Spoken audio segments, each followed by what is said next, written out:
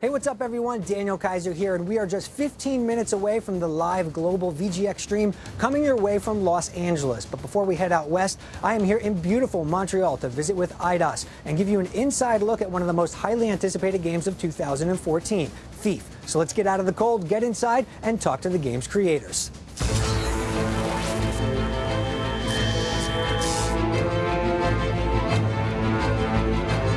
All right, gang, I am joined now by Stefan Watt, producer on Thief, and thanks so much for joining us. We're really excited to learn all about this game. Obviously, the franchise has some deep roots going all the way back to 1998. So for those that are unfamiliar with Thief, tell us all about it. We are working very hard every day to respect the franchise, the DNA, the root of Thief, the original. But at the same time, we really want to talk to this new generation of player. We really want to bring you in our universe, and it's really the fantasy to be a master thief. So it's really a thing, a unique experience in the gaming industry. You're not a soldier, you're not that big guy, you're really there where you should not. You want to have information, to see stuff. So this is where we work very, very hard to create this immersion. Let's say I want to do a pickpocket with the first person. I'm really close of you. I can almost smell you. It brings you in this game. Also, yes, you are going to have a bow, you're going to have a blackjack, but on the production floor, we used to say that is the more powerful tools, it's this, the ends, you know? So this is really, really important for us, and you're going to see them a lot in-game. Ever since the first trailer, we've seen the peeking mechanic. Tell us all about that and how it got implemented into the game. Yes, I love this mechanic because you're going to see and hear stuff that you should not. And with this feature, you are really in this feeling. The immersion is just great because it's no noise and it lets you progress through your target. So I think that all the team, you know, all the animation, the camera, the effects, everything is tight. And the feature is working very well. Awesome. I know one of the core mechanics of the game is that play on light and shadow, and there's a mechanic, the light gem, that is in the game to help, you know, signify your presence within the game world. Talk about its importance and relevance throughout not only the story, but just the experience that you have gameplay-wise. All right, so this game, shadow is your best friend. Like I said, you want to be there, you want to be able to see stuff that you should not hear, information. So if you're in the shadow, the player should feel powerful. In the light, you have to move quickly, you have to make sure to watch around you, to make sure that nobody will see you. So like you said, bottom left, we have this, what we call the light gem. So if it's white, you're in the light, so be careful. Make sure you do no noise and be quick. At the same time, we don't want to force you to play with this type of gameplay and that's it. We really want, it's your game, so you can play it like you want. So yes, shadow is your friend, but if you are more an aggressive player, that's okay. But in a thief way, you're not a soldier, so if you go in the middle of the room and you know, like this, and you're all right, come on, you should die, you know? I mean, you don't have this whole Kevlar protection, stuff like that. But if you want to, if you throw a bottle in the corner and you attract a guard in a dark corner, and after that you take down with your blackjack, after that from a kind of distance, use your bow and you do a headshot and stuff like this, this is possible. But at the same time, you can be a perfect ghost and nobody will see you. And if you want, you can finish this game without killing anybody. We have this feature that we call the focus. It's really linked to the story. At the beginning, there is a kind of big accidents happening and something happened. And after that, you have this feature, the focus. The focus will be really, really useful. So for example, you enter in a room and by using the eye, you are going to see what is interactive. You're going to see the NPC, let's say the frame on the wall and stuff like that. So it will help you to read the environment. We're counting down to our live global VGX stream, which will feature an interview with Nintendo of America President Reggie Fils-Aimé and a look at an upcoming Wii U game that you won't want to miss. But right now, I am joined by Thief narrative director Stephen Gallagher. Stephen, it is good to see you. Thanks for having us out. Yeah, it's a pleasure. Thanks. Story's always played a big role in the Thief franchise, so set the stage for the story in this particular game. Okay, well, the story of Thief revolves around a man called Garrett. Garrett's the master thief, the best at what he does. He's the ride-dry anti-hero of the story. Now, Garrett's old friend and fence, Basso, actually sends him out on this big job, the biggest of his life. And Garrett's somewhat surprised when he goes out on this job to see a face from the past. A young girl called Erin used to be a protege of his, but because of differences, Erin likes to kill. Garrett's the master thief, the clue is in the name. He doesn't kill unless he has no other choice. So they go out on this big job, and without any spoilers, something particularly it goes wrong. You know, the Garrett's basically knocked unconscious, doesn't know what's happened, and then finds himself coming back into the city. Things have changed. You know, everywhere he looks on the streets, there's oppression and death from the Baron and the Watch, and he's obviously very confused. And when he goes to see Basso, he discovers he's been away for a year, and something happened, something odd. You know, this is what the story is. The game and the player's going to play and get pulled into this world and like uncover what's going on. You know? There's a lot of layers to this story, and you briefly touched on some of the factions that we'll experience in the game. Outline a little bit about the factions and what we can expect. There are different motivations in the world of Thief. Yeah, I mean, any good story has good conflict, right? So, I mean, we see it as the politics versus the people. The Baron and the Baron's Watch are the oppressive, you know, the dictator, the authoritarian side of this, where the Baron has this vision for the future, if you will, but it's at the price of the people. On the other side, of course, as the people start to rebel against this dictatorship, they gather behind a sympathetic voice, the voice of a man called Orion.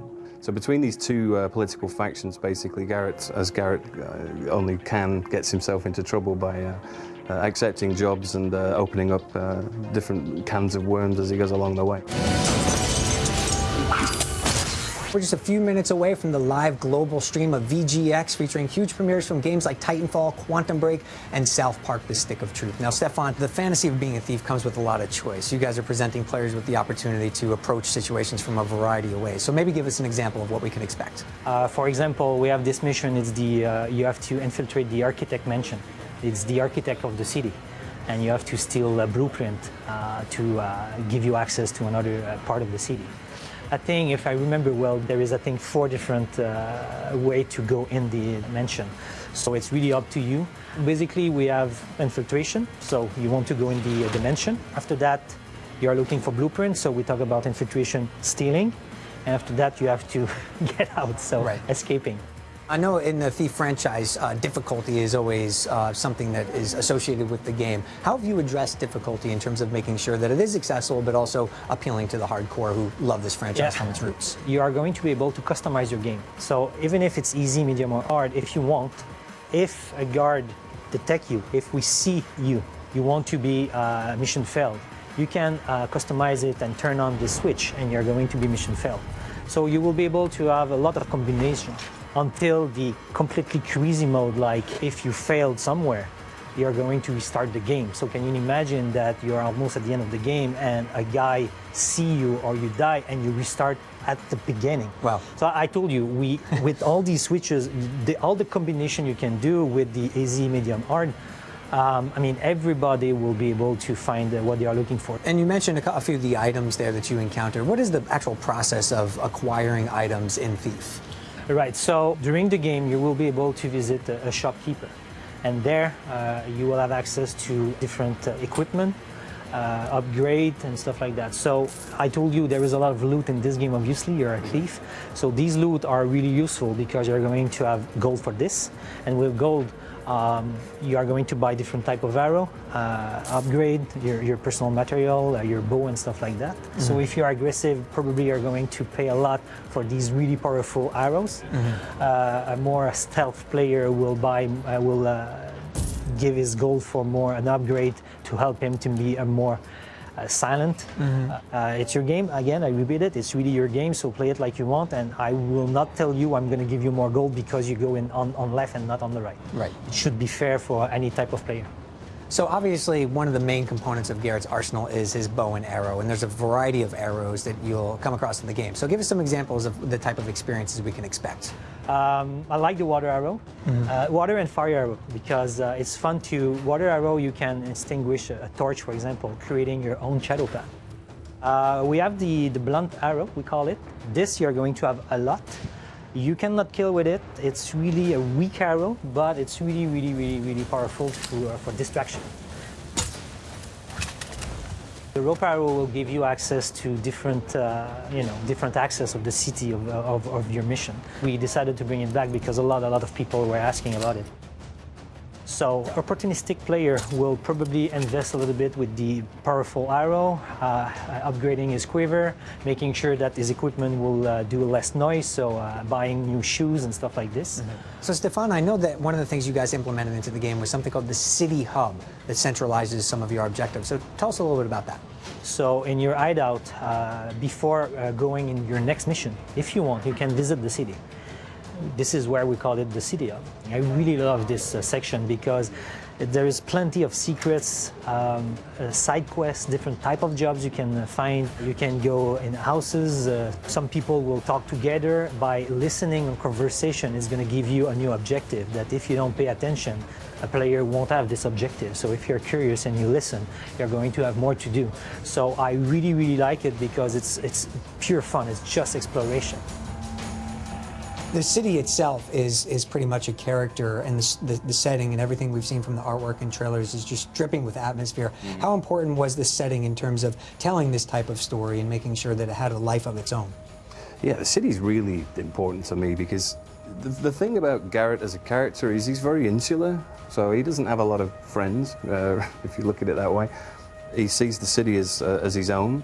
It's probably one of the things that he's closest to in the entire game. So we actually really wanted the player to be able to, you know, look, feel, touch, smell, and kind of emotionally react to this place that you live in, finding all the secrets and digging up all the love stories lost, you know, and the backstreet murders, and the, you know, some of the happy things as well, you know, that you can dig out in this place. So we've learned a little bit about Garrett and his companions, but what about some of the other colorful characters that exist in this world of Thief? Yeah, sure. I mean, over the course of the story, Garrett does meet a few others.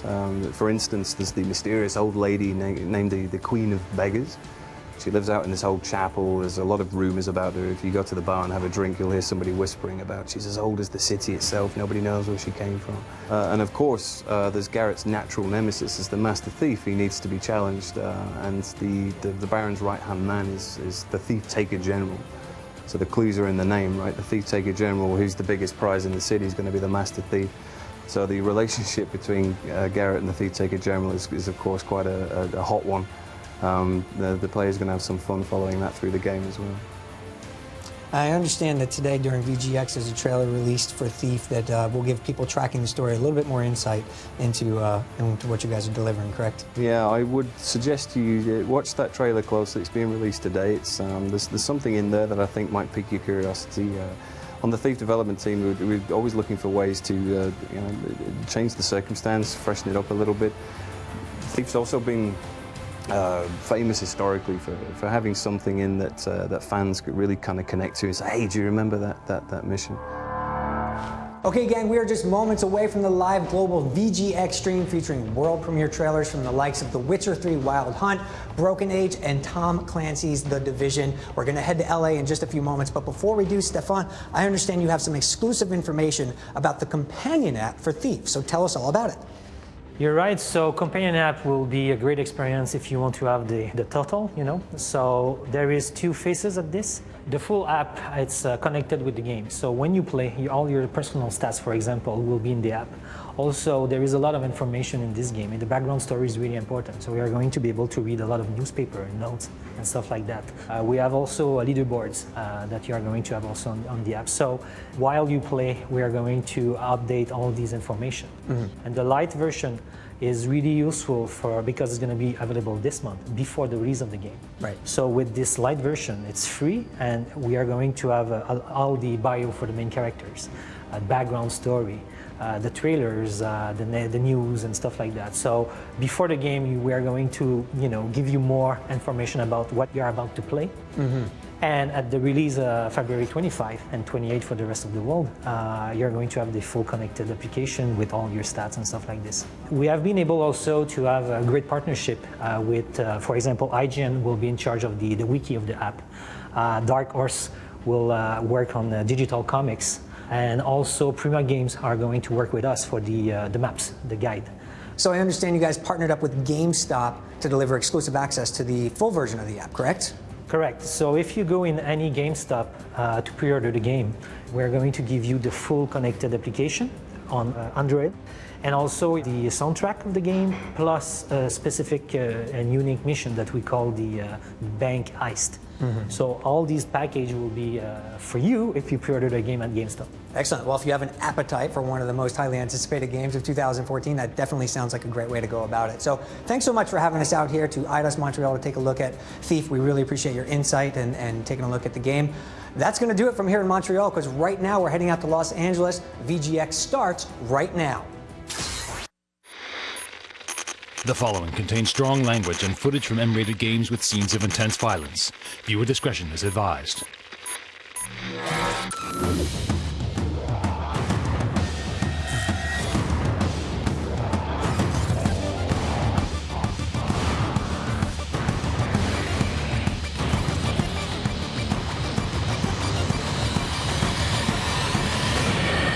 And here we go.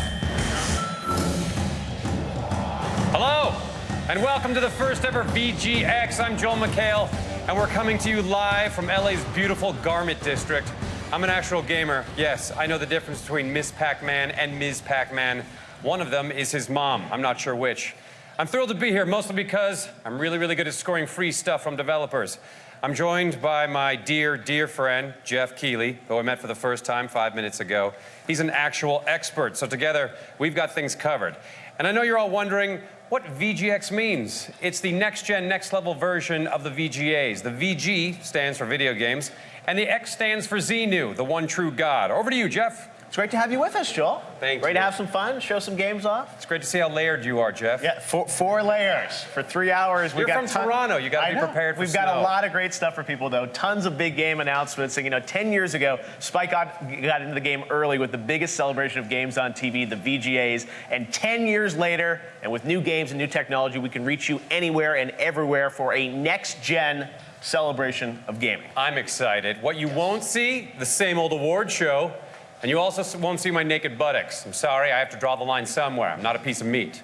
Tonight, we've got the first ever all-day, all-digital gaming binge with 13 world premiere videos, exclusive game demos every hour for the next 3 hours, and a show that honors and talks one-on-one with your gaming heroes. Also, due to a loophole in my contract, I will not be permitted to take bathroom breaks. So like many of you at home, I am wearing a super absorbent adult diaper.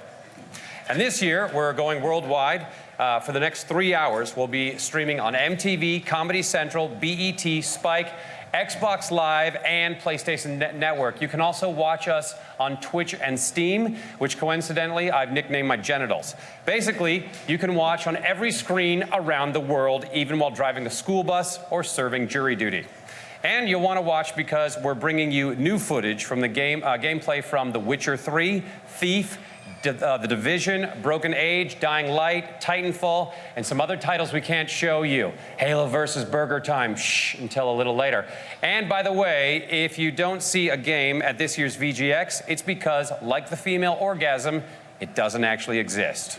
Geoff? All right, yes. Joe, we are also more interactive than we've ever been. So when we hit 25,000 tweets using the hashtag VGX, you guys will unlock a surprise world premiere game announcement. We got lots of surprises in this show, and we promise you're going to want to see this one. Now, later, South Park's Trey Parker and Matt Stone are going to swing by to present the Game of the Year award. Plus, this was the year, Joel, that Grand Theft Auto 5 became the fastest-selling title in the history of gaming, and we've teamed up with Rockstar Games for a special, one-of-a-kind performance of the music of GTA 5, featuring the game, surprise announcement there, Chain Gang of 1974, Tyler, the Creator, and more. That's going to be going on outside here. The music will be as violent as the game. That's lots of stuff. So here we go.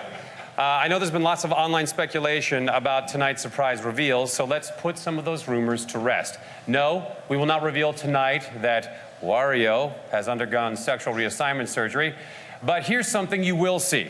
This is what happens when a Game of the Year award-winning studio brings us a new and totally unexpected collaboration. And trust me, nobody saw this one coming. Here's our first world premiere. World premiere.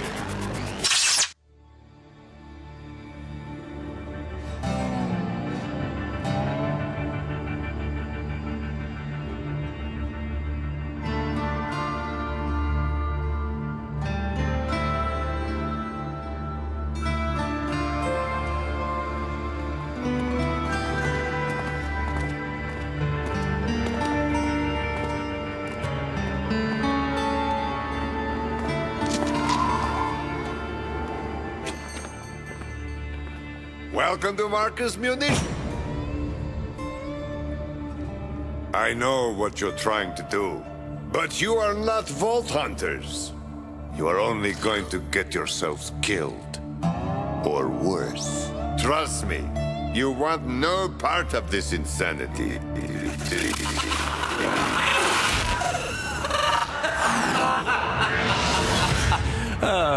Listen, kiddos, trust Handsome Jack. You want every part of this insanity.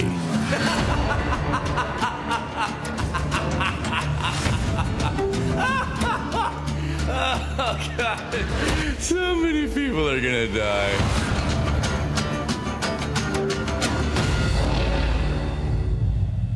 Hello, welcome to our set. It's made of sheet metal. Joining us now is Randy Pitchford, the president of Gearbox Software, and from Telltale Games, president and co-founder, Kevin Bruner. Let's hear it, everyone. All right, guys, big announcement there, surprise announcement. Gearbox and Telltale, you guys were both on stage last year at the VGAs, winning a lot of awards, and now you guys are teaming up for Tales from the Borderlands. So tell us, how did this collaboration come about, Randy? Well, these guys are awesome. Yeah. I mean, Telltale makes, in my opinion, the best story-driven games in the world. And that's evidenced by what happened last year at the VGAs. And, you know, as fans of theirs, and I guess they liked some of the stuff we were doing, we thought it might work out. I don't know, it's probably a different story. Well, these guys are awesome. You guys compliment each other a lot.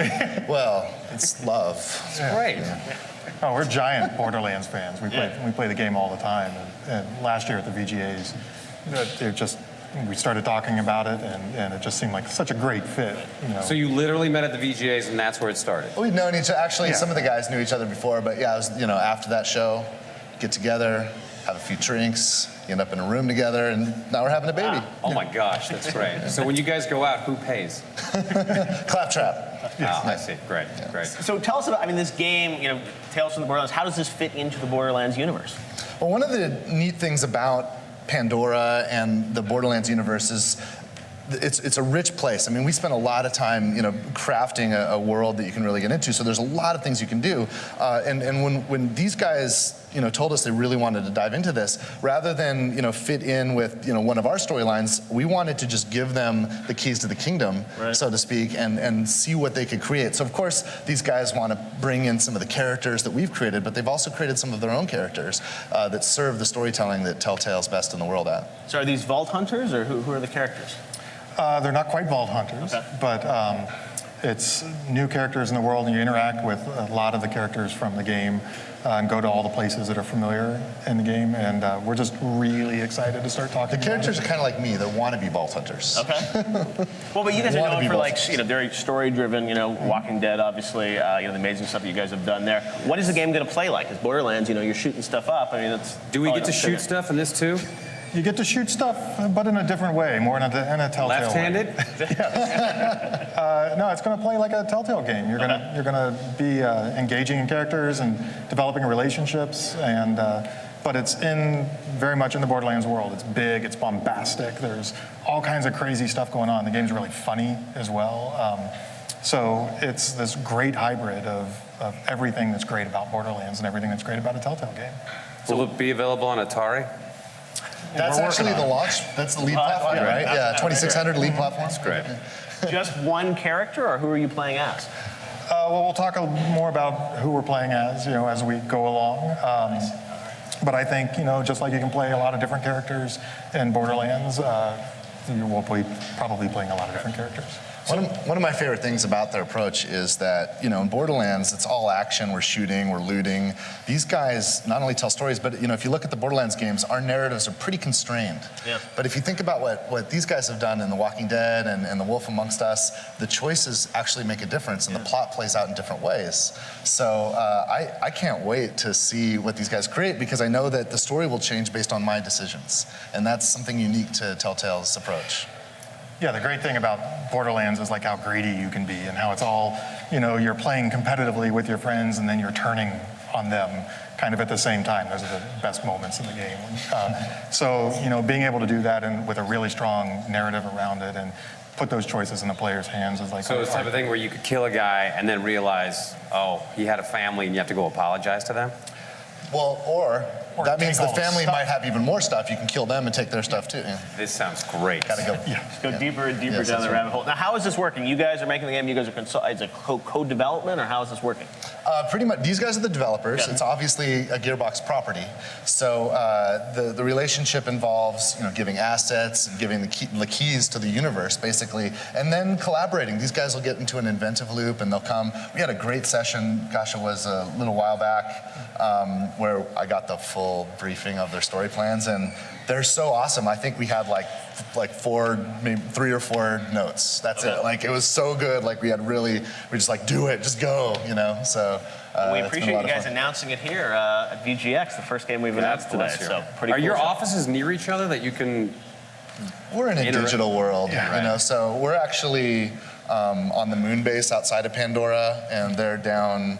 I think they're set up in Firestone now, so there's pretty good communication. They're living in their game world, clearly. All right, well, thanks You have very much. no idea what I'm talking about. I kind of do, but that there's a guy over there doing this, which I thought means thank you, Randy. there's and a Devin. gerbil really running on a appreciate wheel. you guys announcing the game with us here, and all night long, we're coming to you live from our interactive loft in LA's Park Showroom. We want to get your input on the show by having you vote for the first award you want to see presented tonight. So help us out and tweet using the hashtag VGX Best Action Adventure, or multiple choice, just like a Telltale game, VGX Best Sports Game. Yes, feel the immense power and responsibility surge through you as you type into your smartphone's teeny tiny keyboard with your flamin' hot Cheetos-encrusted fingertips. Things are just getting started, and not just inside the folds of my adult diaper. All night long, some of the internet's most entertaining gamers will be premiering new stuff right here on VGX. And first up, it's Smosh Games. Smosh.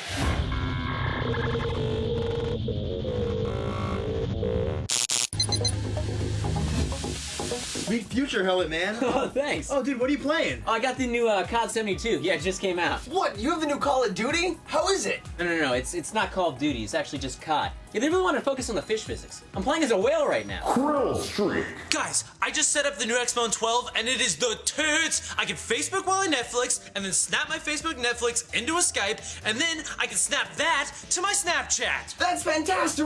I love apps! But what kind of games came out for it? Games? No, are you crazy? Guys, the Xbox 12 comes with Kinect version 27. It's only $800 more. Setting it up right now. Scanning player profile. Calculating bone density. Generating list of fears. Maybe I should turn this thing off. Opening wormhole to Netherworld. What? Defragmenting DNA sequence. Guys, I figured it out. No. Yes. No, I finally got it. Listen, there's 2 teams in Team Fortress 2, and then there's like 5 letters in Valve and 5 in Steam, and we want Half-Life 3, and so Half-Life 3 confirmed. Let it go, man! It's not gonna happen! It is. Yeah, come on, man. Why don't you just come over here and play with my Assassin's Creed Black Hole for a little bit? That looks so cool, but why does he have the assassin's robe over his spacesuit? For stealth reasons, duh. Please stand by for a special message from the gay bot. Yes, guys, this is it. They're announcing Half-Life 3. Half-Life 3. You guys, it's finally happening. Yeah, Gabe's decision to become a half robot was totally stupid. I mean, his name kind of sounds like Gabe. For many years, you have awaited an announcement from us.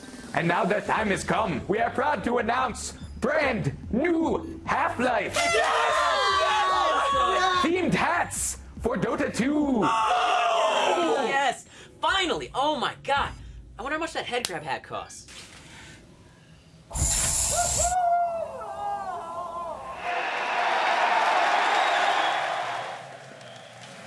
That's where I parked. Cyborg Gabe Newell looks great, and it's so good to know we only have to wait 540 years for Half-Life 3. I bet Andrew Joyd of the future can't wait to see those graphics. Geoff? All right, thanks, Sean. By the way, you were talking before, you love Borderlands. I do love Borderlands. I love playing co-op on that. I didn't want to tell them that because I was gonna say I'd get all nervous. You totally knew when he was talking about Pandora. Yeah, and soil my my adult diaper even more. All right, well, we will hopefully have more surprises for you coming up, and feel free to tweet us your questions for our next guest using the hashtag VGX Tomb Raider, which should be kind of a dead giveaway about the wildly popular game franchise featured in our next world premiere trailer. Hit it! World premiere. Our crew is scattered. We're hunted by the island's inhabitants. If I don't survive, none of us will.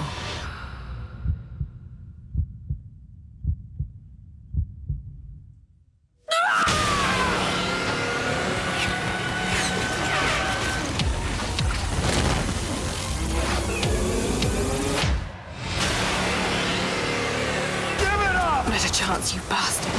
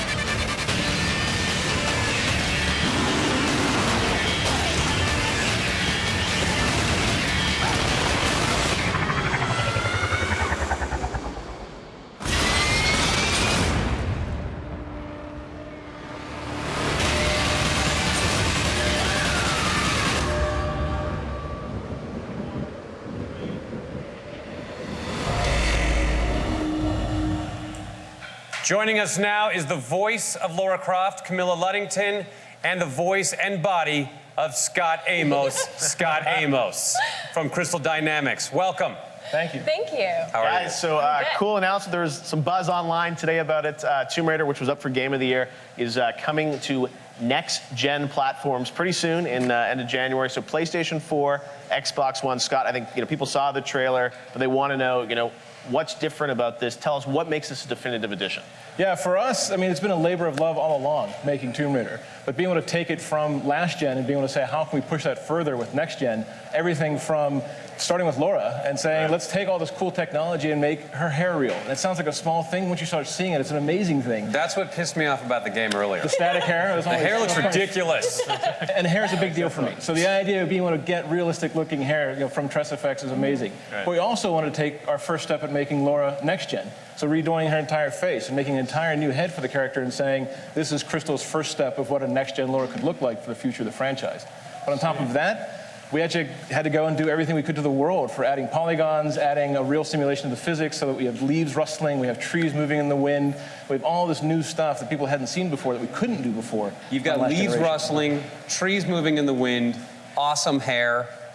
I don't need anything else. Absolutely. Well, then you don't want all the other DLC that would come with it. Everything is wrapped into the package. The thing I will say is, some gamers will probably hear about this and say, like, oh, is this just a port of the game? And it's, I know Crystal, like, you guys actually personally handle this, and is this sort of almost a tease of kind of what the engine will look like for, what we would assume would be the next-gen Tomb Raider? I would say it's a start, right? It's really our first step into next-gen as Crystal. So being able to do this, we couldn't do it alone. We actually had 2 other partner studios join with us almost a year ago. Nixies, who had worked with a long time, even since the Legacy of Kain days, and then United Front Games, who had worked with Square for Sleeping Dogs. So we actually had 2 other studios, plus a core team at Crystal, building this thing over the last year. So it was a really big effort for us. Now, Camilla, you saw, I was asking Camilla what she thinks of the next-gen Lara. I think it looks absolutely amazing, and I think as an actress playing her, you hope to make her as realistic and human as possible, and then all this attention to detail only complements that. So I love it. I think it looks great. How did you pick Camilla? I didn't pick Camilla, regrettably. That's one of the things I'm so glad that somebody did. It was the perfect fit for our game. Well, Shangina, she had to go through like the motion capture. I mean, it's an involved process now, Joel, for the game that you're going to be starring in. For my game, the Joel McHale game. It's coming out later this year. Coming soon. I can't wait. Yeah, it's on iOS. Hair's flowing, beautiful. leaves rustling. My outfit's made of leaves. Wow, I'll get it. So now you guys obviously have been working on this. It's coming in January on the next-gen platforms. We saw some of the footage. I know we're showing some B-roll now of it. Does it play any different? I mean, it's like when you look at it, obviously visually it's better, but tell us about the play and the feel. I mean, is it a higher frame rate, anything like that? Well, certainly the biggest thing for us was as soon as we knew we were going to next-gen and 1080p, we had to make everything look better. Right. So for us, it was more about the visual storytelling than anything. Okay. The story, the gameplay was already critically acclaimed, so we didn't want to break what was already great. So we left that intact. And instead, it was for us saying, how do we make this experience even more immersive? How do we actually put you into this world in a way that you couldn't experience before until we got to the next gen? Very cool. We got some Twitter questions, I think, coming in, right, Joel? Yes, On the here are big the Twitter iPad questions. right here. These are the most important questions you will ever We got hear. the iPad right here. Let's This see is what no, I got them right here. in Oh, the wow. Okay, prompter. cool. This is from Vog Taga 699999. I'm sure you know who that. They ask, Dad? are you going for the same Laura as the last Tomb Raider? I like how she was more human versus just a Terminator. I guess we kind of answered we that. kind of answered that, yeah. Nice. Screw that one. Rico Case 1, which I'm sure you know as well, asked, will the next-gen version of the game have a 3D option like the PC version?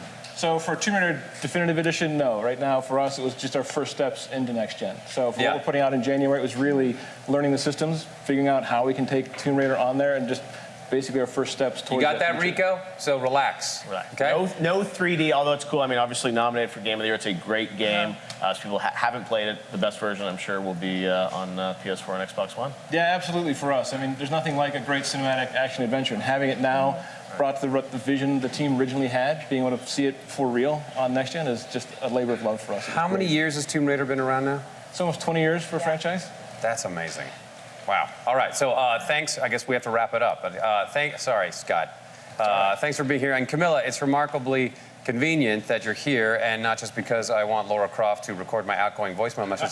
You see, Cammy, may I call you Cammy? Our viewers get to decide who wins the Character of the Year award by voting at vote.vgxlive.com. And Cammy, I think you're pretty familiar with one of the candidates because you provided her voice, and we also spoke about her 2 minutes ago. Yes. Would you like to do the honors anyway? Yes. I guess we should have told you we were going to do this. I didn't know. This is like a campaign video. Okay. Here. This is why they should we hope you can read. Okay. Here's your first nominee for Character of the Year.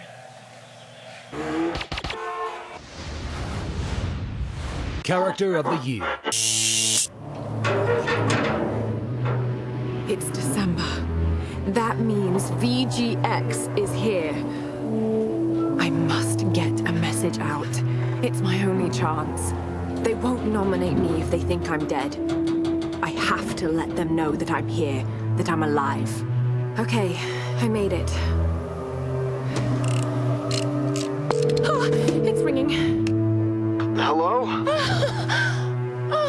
Is this the VGX nomination committee? Yes. This is Laura Croft. I'm alive. Repeat, I'm alive. Did I make the deadline for the nomination? Yes, you made it. You didn't have to call. You're already on the list. Now please, let me go to sleep. It's 3 a.m. How did you get this number anyway? Thank you. This nomination means the world to me. Okay, you voted for the night's first award, and we delivered. Turns out everyone loves action-adventure games, except for me. I bought this PC game called Quicken, and it was the most boring thing I ever played. Here are the nominees for this year's Best Action-Adventure Game. Best Action Adventure Game. Grand Theft Auto 5. Welcome back, man!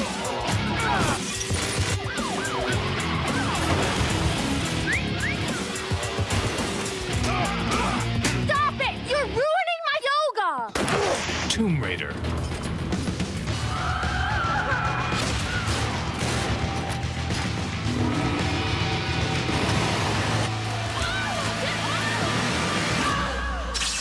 Assassin's Creed 4 Black Flag.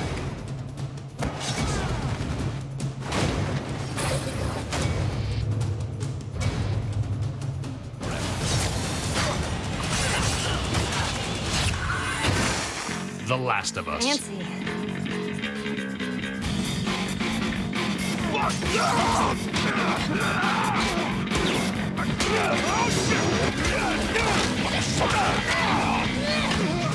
Hey, good job with all the killing and stuff. All right, guys, and the winner for Best Action Adventure Game is Assassin's Creed 4 Black Flag. And this year, we let the game's creative teams do whatever they wanted to accept the award. So let's send things over to Edward Kenway and his crew for the acceptance. Gentlemen, as is custom among our kind, we do not idly suffer the judgment of internet scoundrels. but judge us for ourselves and sing our own legends. The object of our desire is a VGX trophy, and we want it for the action-adventure category, and best facial hair if such a class exists. All those in favor of storming VGX and filching that award, shout aye! We've already won it. We won it? When was this? A couple of seconds ago. Ain't that why we're all here? Jesus, lads, you might have said so earlier. Where's that tuxedo we took?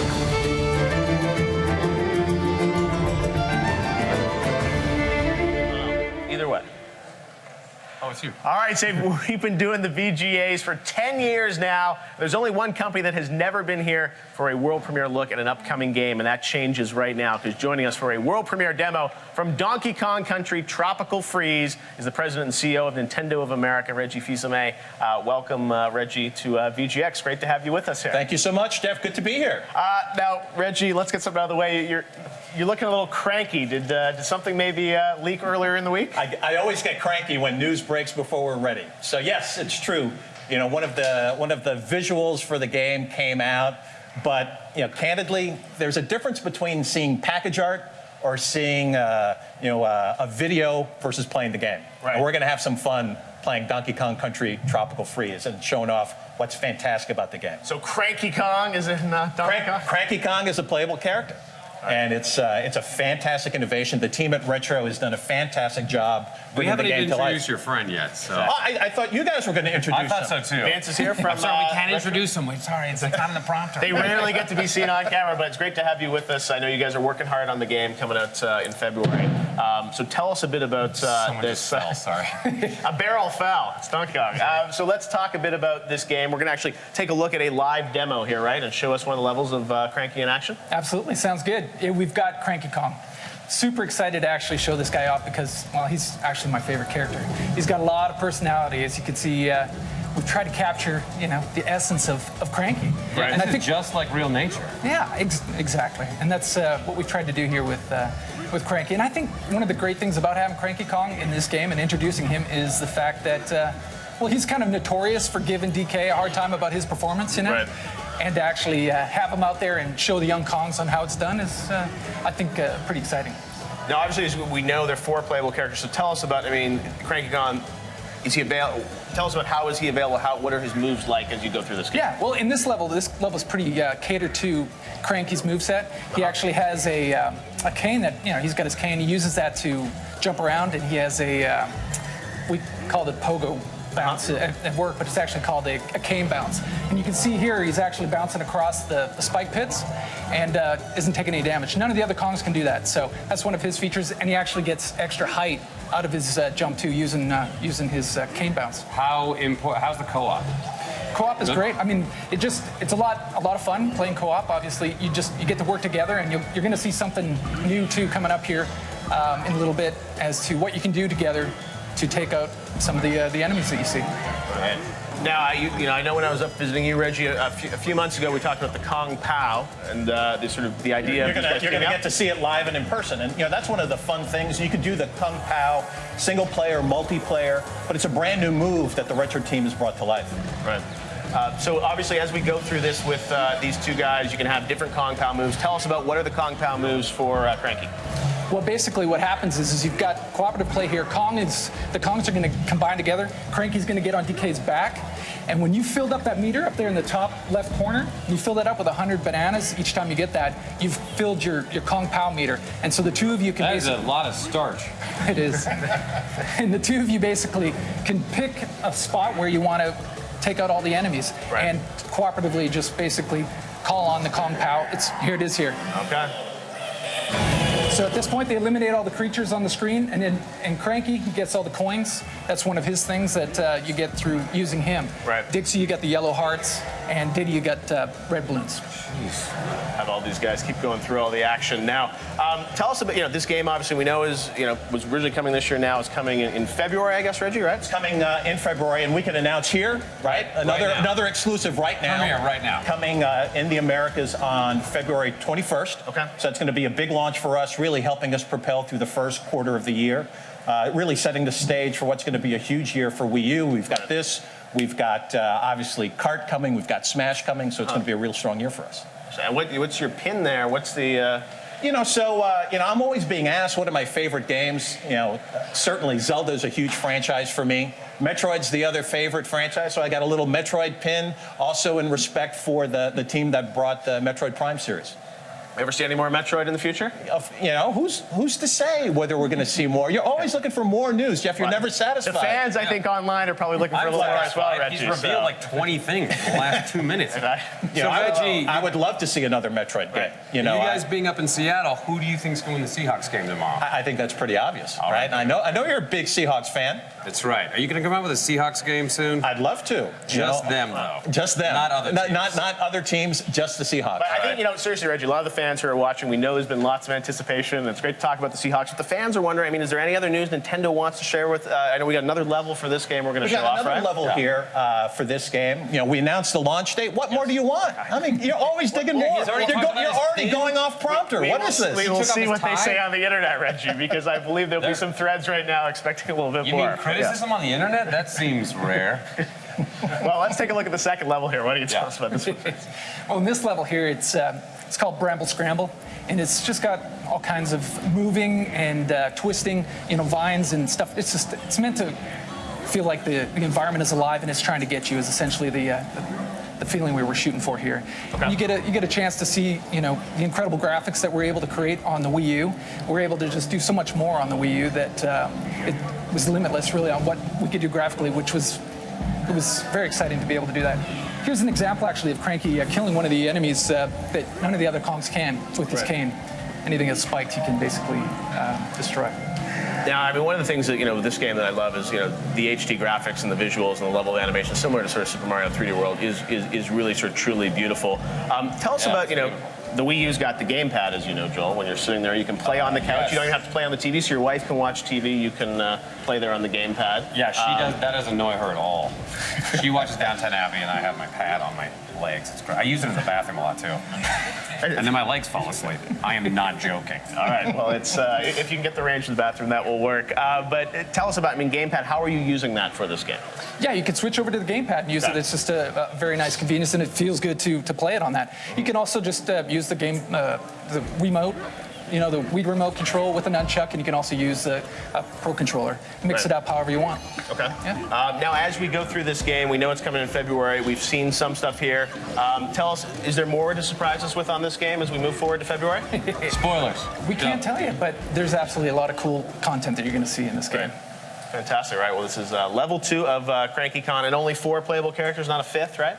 We're not going to reveal the 5th for you. Come on, Jeff, unfortunately, you're not in the game this time. I'm sorry. We got to break that news. Well, we're still trying to get you in Smash Brothers, right? Yeah, just keep voting up the petition. That's all. It's 100,000, you said, right? We'll see what it needs to be for Mr. Sakurai to really consider it. All right. Well, Reggie, what do you think of the Xbox One and the PS4 and all that? Look, this industry loves brand new hardware. And anything that's good for the industry is good for Nintendo. So, they're having a fantastic launch. Kudos to them. This industry, it's all about what happens 6 months down the road, what happens a year down the road. So you're going to kick their ass? You said that. You said that. I think you said it. I think I just repeated what he said. Didn't he say it? So, look, for us, what we love to do is bring great new games, innovative gameplay. That's what Nintendo's known for. And as long as we do that, we're going to drive our hardware business. We're seeing that right now with 3DS. And we're seeing it right now with Wii U as well, on the backs of Super Mario 3D World. Is it selling well? It is. I know in Japan, 3D World is doing quite well here in this market. So that's How much wonderful. money have you made? Joel, I love these questions. I love these questions. Blunt time with Reggie. Beating some other big games in terms of sales. Super Mario 3D World. It's going to surprise people how it's selling. Look, it's not surprised us. Okay. What we'd love to see are all of the articles that have come out. All of the articles that have come out saying that, for this holiday, Wii U is the system to get. That's come out by Time, by Forbes, a variety of different outlets. And again, what the Wii these... magazine also said that. Well, there is no Wii magazine, unless you're publishing it. Nintendo Direct. Is that a new business for you? Personal version of it every week. So takes up a lot of time. what people recognize is, look, right, having pretty hardware is one thing, but you need games. Right. And right now, we've got some of the top-rated games on our system, and it's games that you can't play anywhere else. So yeah, we're feeling very good about where we are. All right, well, guys, we appreciate you giving us a look at that. Now, Reggie, you're well-known and respected in the gaming industry, but you're also a huge celebrity on the internet with all these memes that have been going around. Have you seen? I'm sure you've seen all the photos that they put online of you. Manipulations. I've seen the memes. Hopefully, there are going to be no new ones. Joel, you're not going to give me any new nicknames, right? Let's not do that here. I've already started thinking about them now. There is the Reginator, of course. Everyone knows that, right? There's they photoshopped you as a Terminator. Yes. There's also you holding a rainbow. There's my body is. Can we get one of those, Reggie? My body is ready. My body is always ready for you. Oh my God! It only gets worse. All right, what do you think of the body is Reggie? Of course. What do you think of how the internet has embraced your memeness here? You know, it's been fantastic. It's been totally unplanned. It's just something that really the fans have embraced, and you know, for us, it really demonstrates that as a brand, as a company, you know, we're very special for that gamer audience out there. Now, do you want to create a new meme right here? Sure. So why don't you give us what Cranky Reggie looks like? What Cranky Reggie? Are you going to put that up on the screen? No, you're going to show. What is Cranky Reggie? You know, Cranky Reggie. What I should have done before coming here is get one of those walking sticks. Yeah, because if you were going to ask this question, I was going to beat you over it, and you know that'd be a Cranky Reggie right there. But the fans may have their sticks out there on the internet. All right. Well, we'll see. Obviously, very exciting that you guys are going to be doing a new Donkey Kong. Hopefully, more from you guys in the future, right? You bet. Maybe go back to a little Metroid. You never know. Never know. All right. Never know. Got one team or two teams down there at the studio? Can't tell you. So very secret. Classified? All right. Well, Vince, thank you very much for the look. Reggie, great seeing you Geoff, as great to see you. always.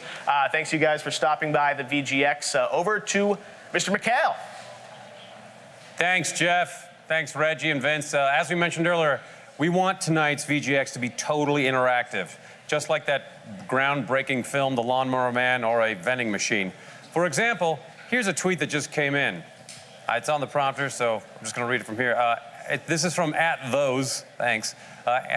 @those Angie Pants says, I thought I didn't really have anything going on today that I'm emotionally invested in. Then I remembered today is VGX.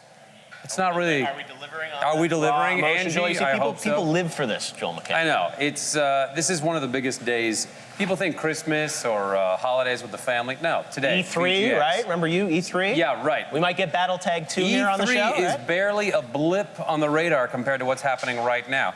You don't get entire tables made of pounded together sheet metal anywhere. And you don't get a cameraman who's slightly drunk and swaying the entire 3 hours. No, that doesn't make you sick. We get Jeff? no breaks either, Joel. You don't We're get just going all Jeff the way through. For every hour, Jeff is putting on 2 more layers. Exactly. That's how crazy it's getting. Okay? Well, we will see, Joe. We got a lot more to go. We got no breaks. We're just literally you have no idea how much more to go. We've only premiered how many games? I don't know. It's been 1 or 2. We I think, premiered right? 2, Yeah. and there are literally 340 games we're premiering today. All right, everything that the internet wants, right? This is the greatest day in internet history. All right, well, just a Thank reminder, you, Al Gore.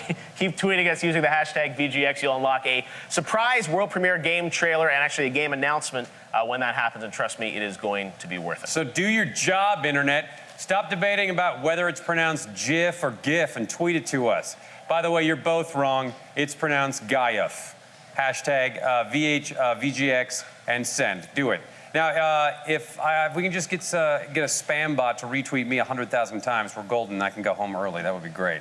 No, I'd stay the whole time. You want to see all 300 games, Joel? I want to see them all and play them all the way through. All right, well, we're going to speed runs.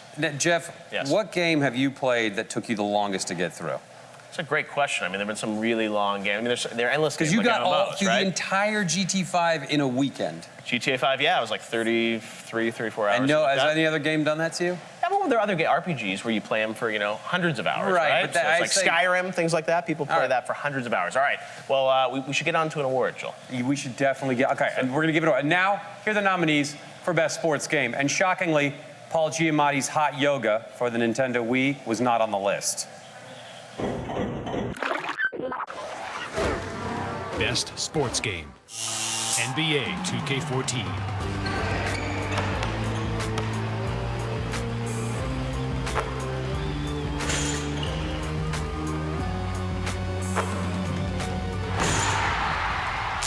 FIFA 14.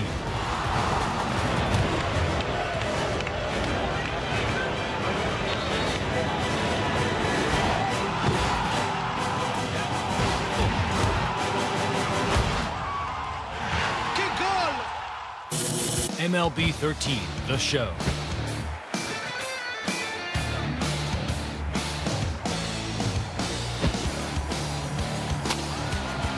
And on the first pitch he sees, it's a home run.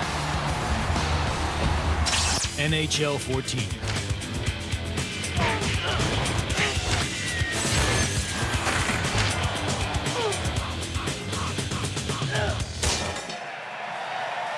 And the winner is NBA 2K05. I know it's weird. No, 2K14. And accepting for NBA 2K14 is the NBA. First of all, I want to give a shout out to all the fans. We're playing hard. So I thought we got to the fight early. I take a lot of pride in my craft. I work really hard on my craft every day. We came out with the right mentality. We just got to keep it up. You know, it's a bunch of smart guys in this locker room. We just got to believe in each other. We want it badly, and we're going to continue to play as hard as we can. We stuck with it, 4 quarters, and grinded it out. We appreciate everybody out here supporting us.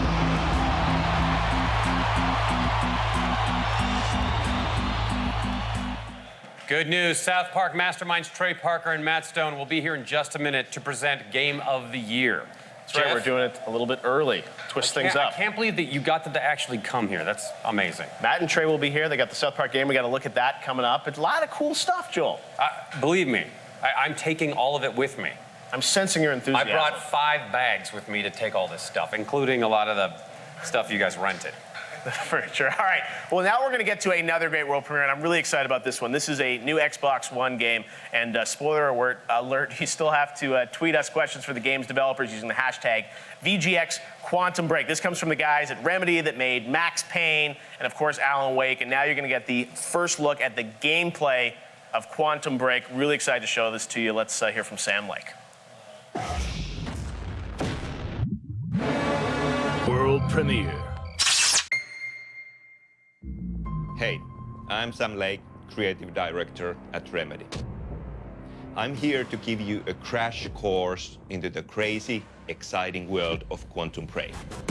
This is a revolutionary entertainment experience that combines a cinematic action game and a high-quality live-action show. A time travel-related science experiment at Riverport University goes horribly, horribly wrong and breaks time. This manifests as time anomalies where time freezes and violently skips forward and backward. The end of time is coming. Our heroes, Jack Joyce and Beth Wilder, as well as our main bad guy, Paul Serene, are present during the experiment. They all gain powers to manipulate time. Both Jack and Beth are playable characters. I'm not gonna hurt you, but I can't let you go! Quantum Break is an action game with intense cinematic gunplay and dynamic cover mechanics. In Quantum Break, time breaks down, turning impossible split-second moments of death and destruction into epic stages and battlegrounds of time-powered action. These unstable stutter scenes where time freezes and skips are unique, amazing environments for action and adventure. There are a number of time powers at the player's fingertips. The player needs to master all the time powers to defeat Monarch, a corporation founded by Paul Serene. For us, this project is a dream come true. We've taken everything we have learned about interactive storytelling from Alan Wake and stylized cinematic action from Max Payne. We've raised the bar much higher and brought these elements together into one game, creating the ultimate Remedy experience.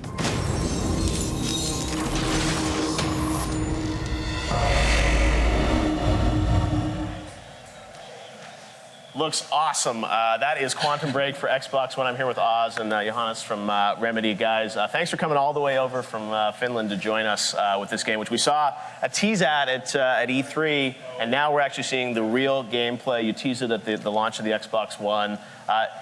So many questions about this game, but now that we're seeing actual gameplay, tell us. I mean, we heard a little bit from Sam, but how does this is Remedy's first next-gen Xbox One game. So tell us. That's right. We know Alan Wake. We know how that plays. How is this going to feel next-gen? Right. Well, there's a number of things. First of all, thank you for inviting us out here. You're welcome. It's awesome to be here, Joel, Geoff. We love Finns, so. You do? It's great to be here. So, yeah, absolutely. I mean, the action that you just saw there, I mean, you saw a glimpse of it. There's time manipulation powers there at the player's fingertips. There's a number of those. So our lead characters, Jack Joyce and Beth Wilder, as well as our main bad guy, Paul Serene, will all have a number of time manipulation powers. Now, gameplay mechanics they're better shown than told about. Sure. So I think, the next time that we show more about Quantum Break, we'll really show what those time powers are and how they play out. But next gen, we're doing a number of things. The stutters that Sam talked about there, that where time stutters and fails and violently skips forward and backwards. They're these massive moments of death and destruction. So with the tech, what we're doing is we're able to rewind and forward every object within the environment. So that's truly next gen. Right. Another thing that we're doing there is on the story side, where we have an emotionally engaging characters. You saw that some of the stuff in the Sophia scenes there, that the faces look just absolutely amazing. So we have actual digital doubles of our characters, where we're really capturing every nuance and every intricate detail of the actor's performance on screen. And that's not just in cutscenes. That's happening real time and in game. So it's pretty amazing, and it's been. The tech these guys have. I don't know if you saw in the clip. It's like the faces and the performance of all that stuff. It's like it's a game, but it's going to be a TV show as well.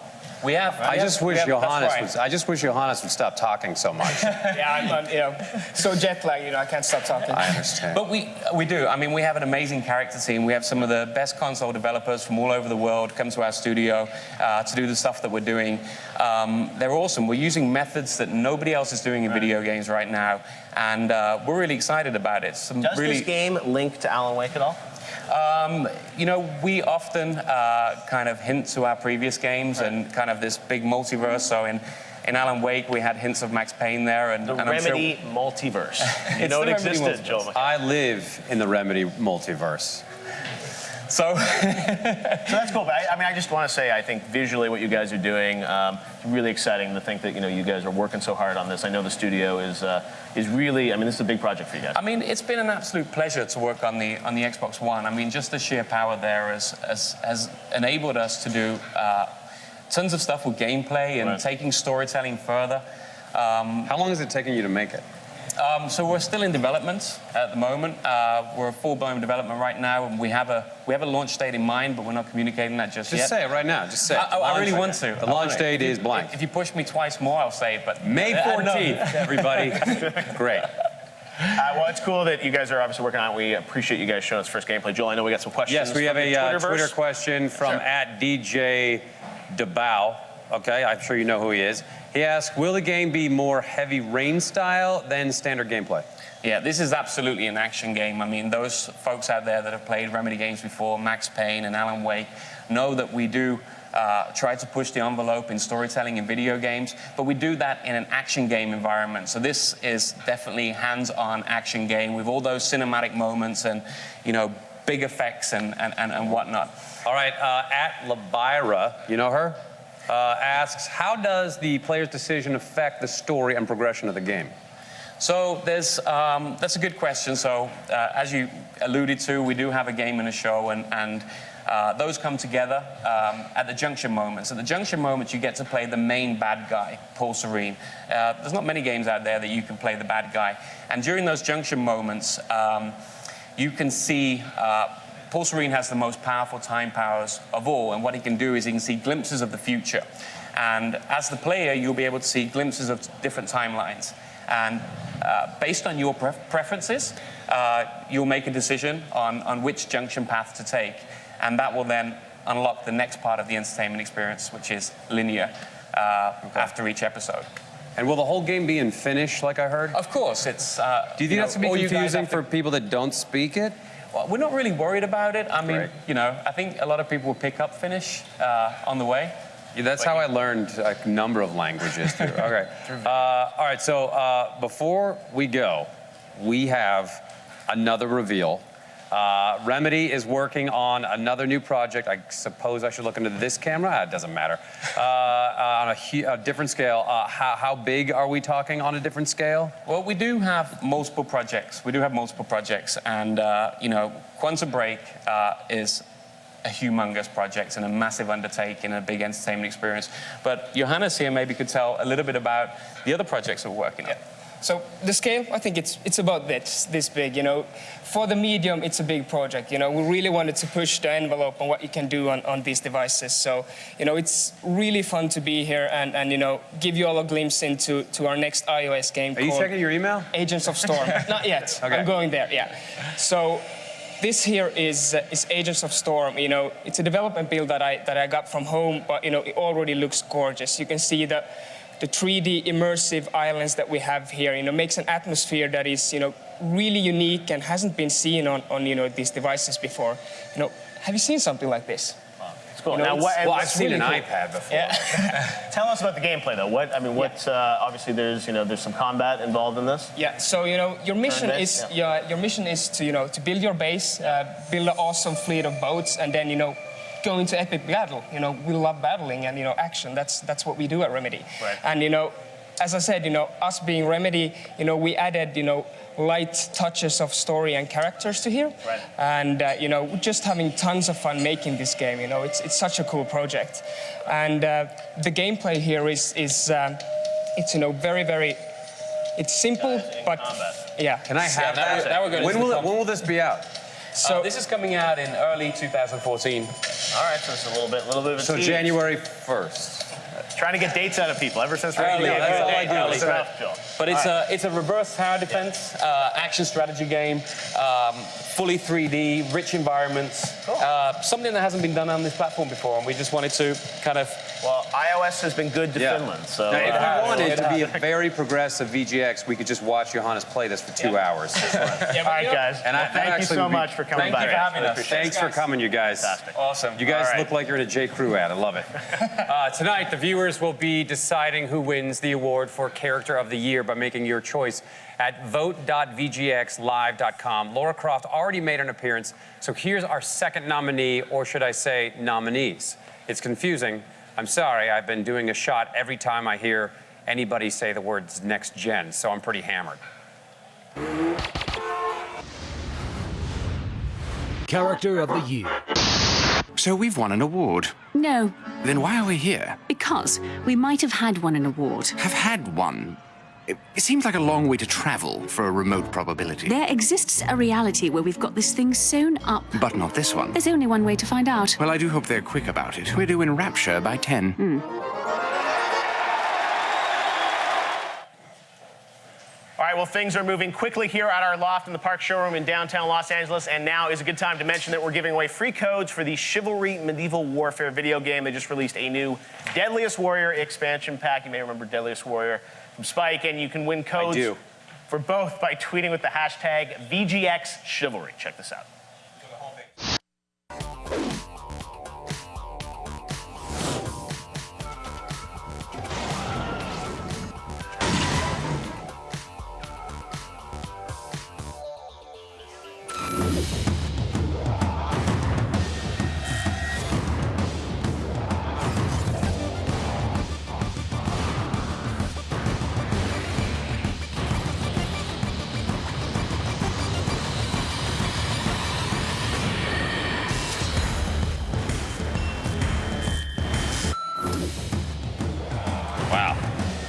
Welcome to hour 2. Geoff, how are you? I'm good. We're 1 hour down. We got 2 hours to go. We've got a lot of great stuff still to reveal, Joel. Yeah, we got we've already met some guys concert. from Finland. Oh, yeah, we got a concert. I'm not even reading the prompter. Okay. See? Imagine that if we go off prompter, just talk about how cool games are. We got so many great things coming Yeah, we'd never out. introduce anything. We would just be chatting. Just talking about the great games, the great year in white games, guys. right? Yeah, so far it's been the greatest year in games ever, right? It has been a pretty amazing year. A lot of been. great nominees. We're actually going to announce Game of the Year very soon here, which is a big honor for our industry. 5 great nominees, so we'll get to that soon. But if we don't do it, do you think people on the internet would criticize us? Not giving out a Game of the Year? Yeah. I mean, we have 5 nominees, which are great nominees, but I think there will be debate about what the Game of the Year should be. I agree. But our advisory board has voted, and we are going to reveal that shortly. All right, as we said, hour 2 is started now. So just if you haven't stretched out, just stand and flex your thigh muscles so you don't suffer from deep vein thrombosis. We've got world premiere videos every 15 minutes, breaking news, exclusive demos, and many other phrases that basically mean video game commercials. In a moment, Trey and Matt from South Park will be joining us to present the Game of the Year award, and we'll get an exclusive new look at their game, South Park: The Stick of Truth. We're thrilled to have Trey and Matt as part of the show. Normally, they would be crouched in front of a computer rushing to finish an episode of South Park. Today, they're taking the day off so they can crouch in front of a different kind of computer and read a teleprompter. We're honored. Yes, we are really excited to have those guys with us because they are true gamers. Plus, we'll unveil a world premiere from Bungie's MMO shooter, Destiny. They just announced the release date coming next September 9th. And Respawn Entertainment's Vince Zampella will bring us a huge reveal from the upcoming next-gen shooter, Titanfall. I'm really excited to share that footage with you guys. He told me how excited he was in the bathroom. Then, Broken Age mastermind Tim Schafer drops by for a demo, and he has a big announcement about his game, which may or may not involve a famous hobbit. Yep, looks like they're finally making a game about Ryan Seacrest. Got you again, Ryan. I'm sure Ryan's watching the stream right now, well, he's got to jack his chair up a bit to see the monitor. All right, all that plus a few more surprises in the awards for Best Independent Game and Game of the Year coming up in the next 60 minutes of VGX. So let's kick off the hour with something you've all been waiting for. The game is rumored to have as much content as a whole season of the TV show it's based on.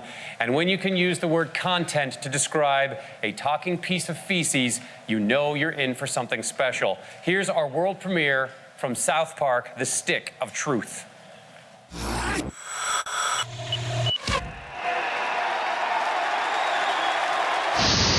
I'm going to teach you how to use a ranged magic attack. It's not easy, but being able to cup a spell from a distance can save you in battle. Allow me to demonstrate. Yeah! Let me show you one more time. Watch closely. Yeah! You see how it works? Now you try. Way back from where you're standing. Cup the magic, throw it at your opponent.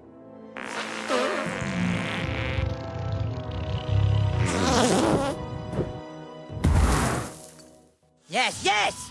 But now let us see how you fare against a real opponent. Hey, Malkinson! Malkinson, could you come help us with something?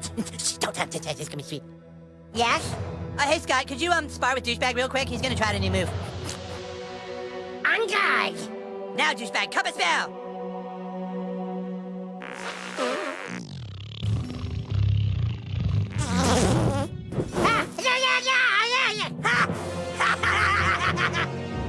Dude, that was sweet! You threw that shit right in Scott's face! All right, Scott, go back to your post. Thank you. Use it wisely in battle, Douchebag. Never on a man's boss.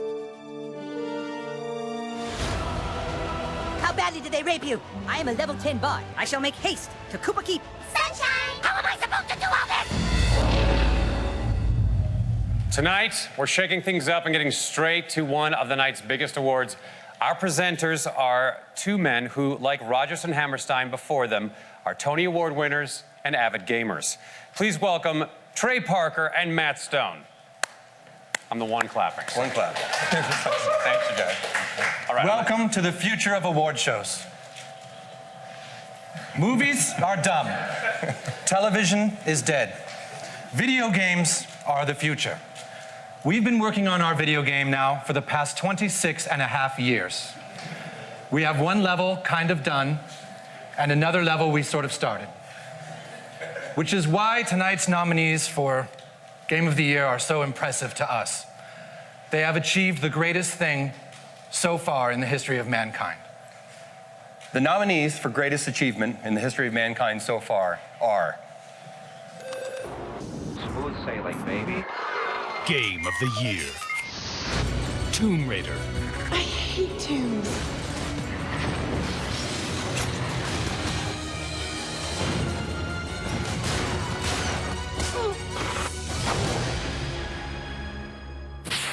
BioShock Infinite.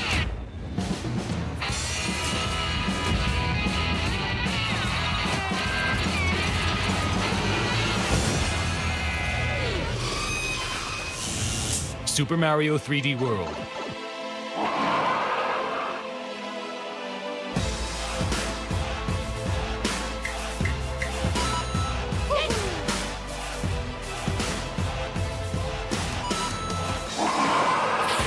The Last of Us.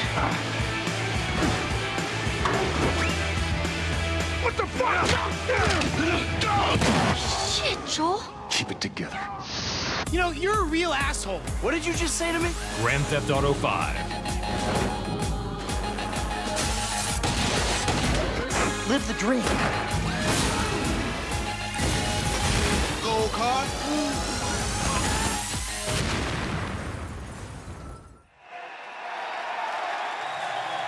And the winner is Grand Theft Auto 5. Congrats. Congrats. Congrats. Hi, everyone. Thank you to the VGX for this award. We couldn't be more honored. As anyone who's seen the 20-page credit list for Grand Theft Auto 5 knows, we couldn't possibly thank everyone who worked on the game. But I'd like to thank the team at Rockstar for the hard work that went into the game over the past few years. It was a long and crazy journey for all of us, but we got there in the end. I'd also like to congratulate the other nominees for making such amazing games. 2013 has been a great year for the video game industry. Lastly, but most importantly, I'd like to thank all of our fans because you are the reason that we do this. Thank you.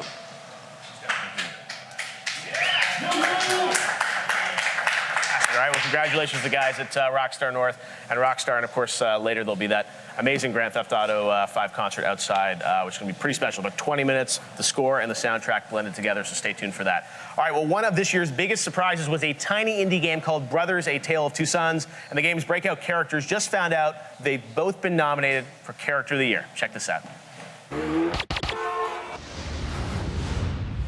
Character of the Year. Oh, yeah.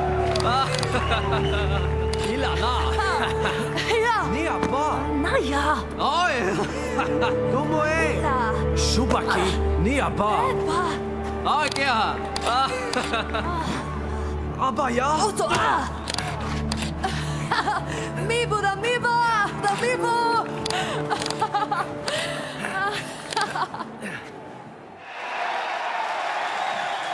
Yeah, head to Twitter and vote for our next world premiere video by tweeting with the hashtag VGX The Division or VGX The Witcher. But first, Mega64 pays tribute to gaming bros everywhere with their very own award show. You might need to turn the volume down first.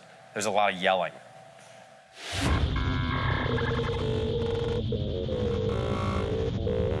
Yo, what up, America? Yo, what's happening? We're Todd and Aaron, and yo, VGX, you need some better awards from the true gamers out there. So we're gonna give you the Todd and Aaron Best of Award. Yeah, check it out. Most anticipated next-gen game. It's the time. Call of Duty and Madden. What are they gonna do in the next generation? What are they gonna do? Minority Report is here, ladies and gentlemen. Game franchise that does not need to return for next-gen. Zelda.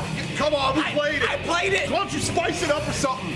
Set it in the Middle East, make it like modern day or some shit. Get rid of the sword, give him a gun, you know, just do something a little unique for once. Most anticipated next-gen console! PlayStation 5! Yo, why even buy a 4? You know they're making a 5. You know they're making it. I can't wait! Biggest corporation that needs to go back to kindergarten! Microsoft! You bitches can't count for shit! Their tax returns are probably a mess. Xbox 360 to Xbox One, that don't make no sense. Confused. Yo, Mr. IRS, take a look at these guys. Company that most needs a new console. Nintendo. I played the Wii enough already. Tired of it. Yo, they made another one. They made a new console? Review? Sure, what the f***? Why didn't tell nobody? Best joke of the year. The Ouya. And now we're leaving video games for a little bit, going outside the box. Most misleading title. Man of Steel. I see a movie called Man of Steel, and I'm thinking there's a robot or something. What were the robots? Worst case of don't tell me what to do. Now you see me. Oh, now I see you. Don't tell me what to f***ing do. Funniest thing. Fake mustaches. Oh, look at it. You funny. Yo, if you motherfuckers don't think that's funny, drink more. And finally, the final award of the night. Most anticipated next-gen feature. Motion controls.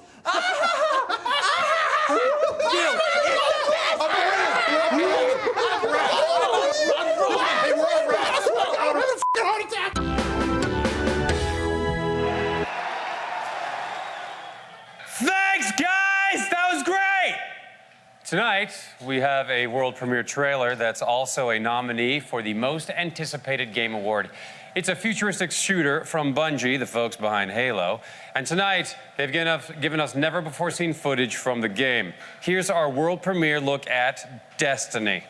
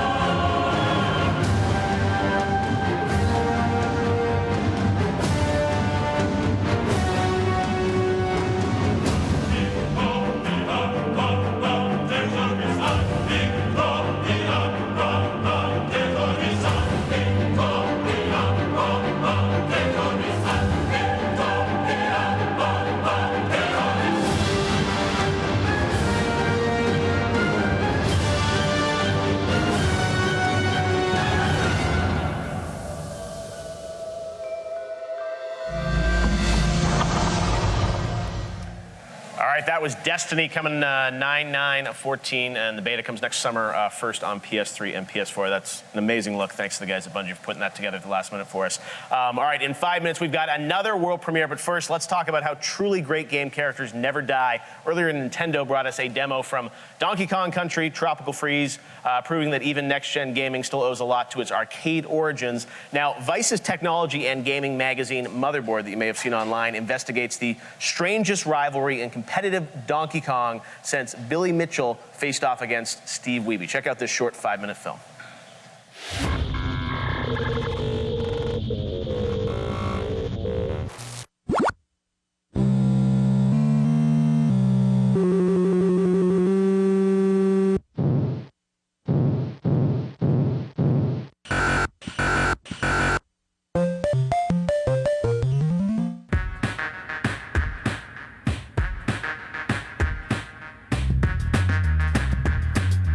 My name is Hank Chen. I'm 39 years old. I graduated from Harvard.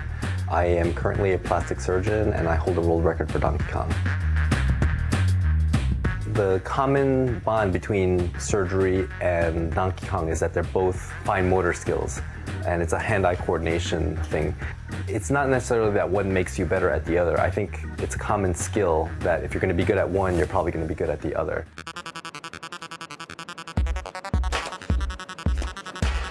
My name is Vincent Lemay. I'm a Donkey Kong player and a meathead. And yeah, it's gonna be bronze over brains.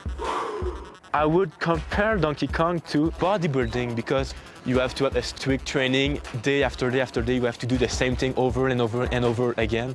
And it's the same thing with Donkey Kong. It's always the same thing, but you have to do it over and over and over again.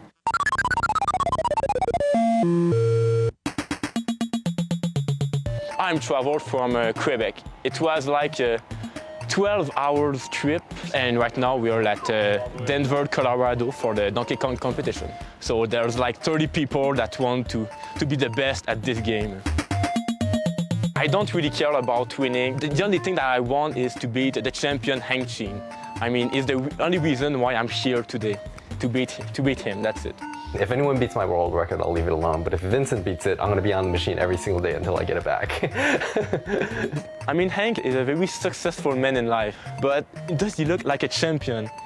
When we look at Hank, we look like a skinny guy. I mean, it's not really a champion, but when you look at me, I mean, you see muscle. And that's what a champion is all about, man. Come on. Vincent has become a rival now. The way it started was, when I had the world record, and back then he was maybe an 800,000 point player. He just would start picking on me, and I was like, who is this guy? I have the world record, and he's an 800,000 point player. Who's this guy that's picking on me? And then we just, picked on each other back and forth, and it just escalated to where it is now. Do I see myself being the champion of Donkey Kong? This is not a question, this is a fact.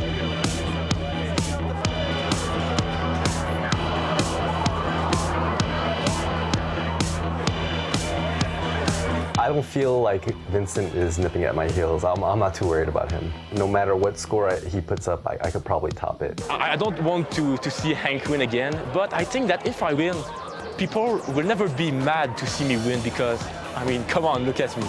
Come on. Donkey Kong and the marathon have a lot in common.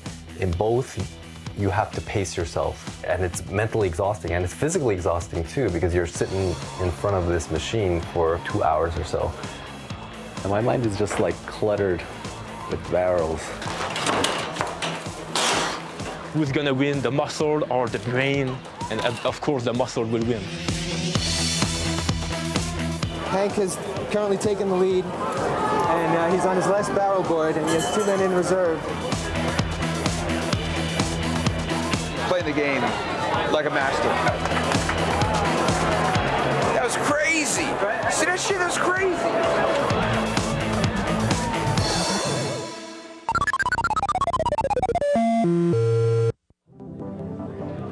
It's impossible to play this game a lot without being fucking pissed off. If you can deal with the pain and the frustration, then you're really a true gamer. 1,056,900 takes the lead. Mr. Hank, the Dr. Kong. Fuck Donkey Kong, man. I'm gonna go to the gym and forget everything about Donkey Kong. Vincent LeMay came in 10th. He improved his score by 1,000 over Kong Off 2. So he said by, Kong Off 100, I'll win.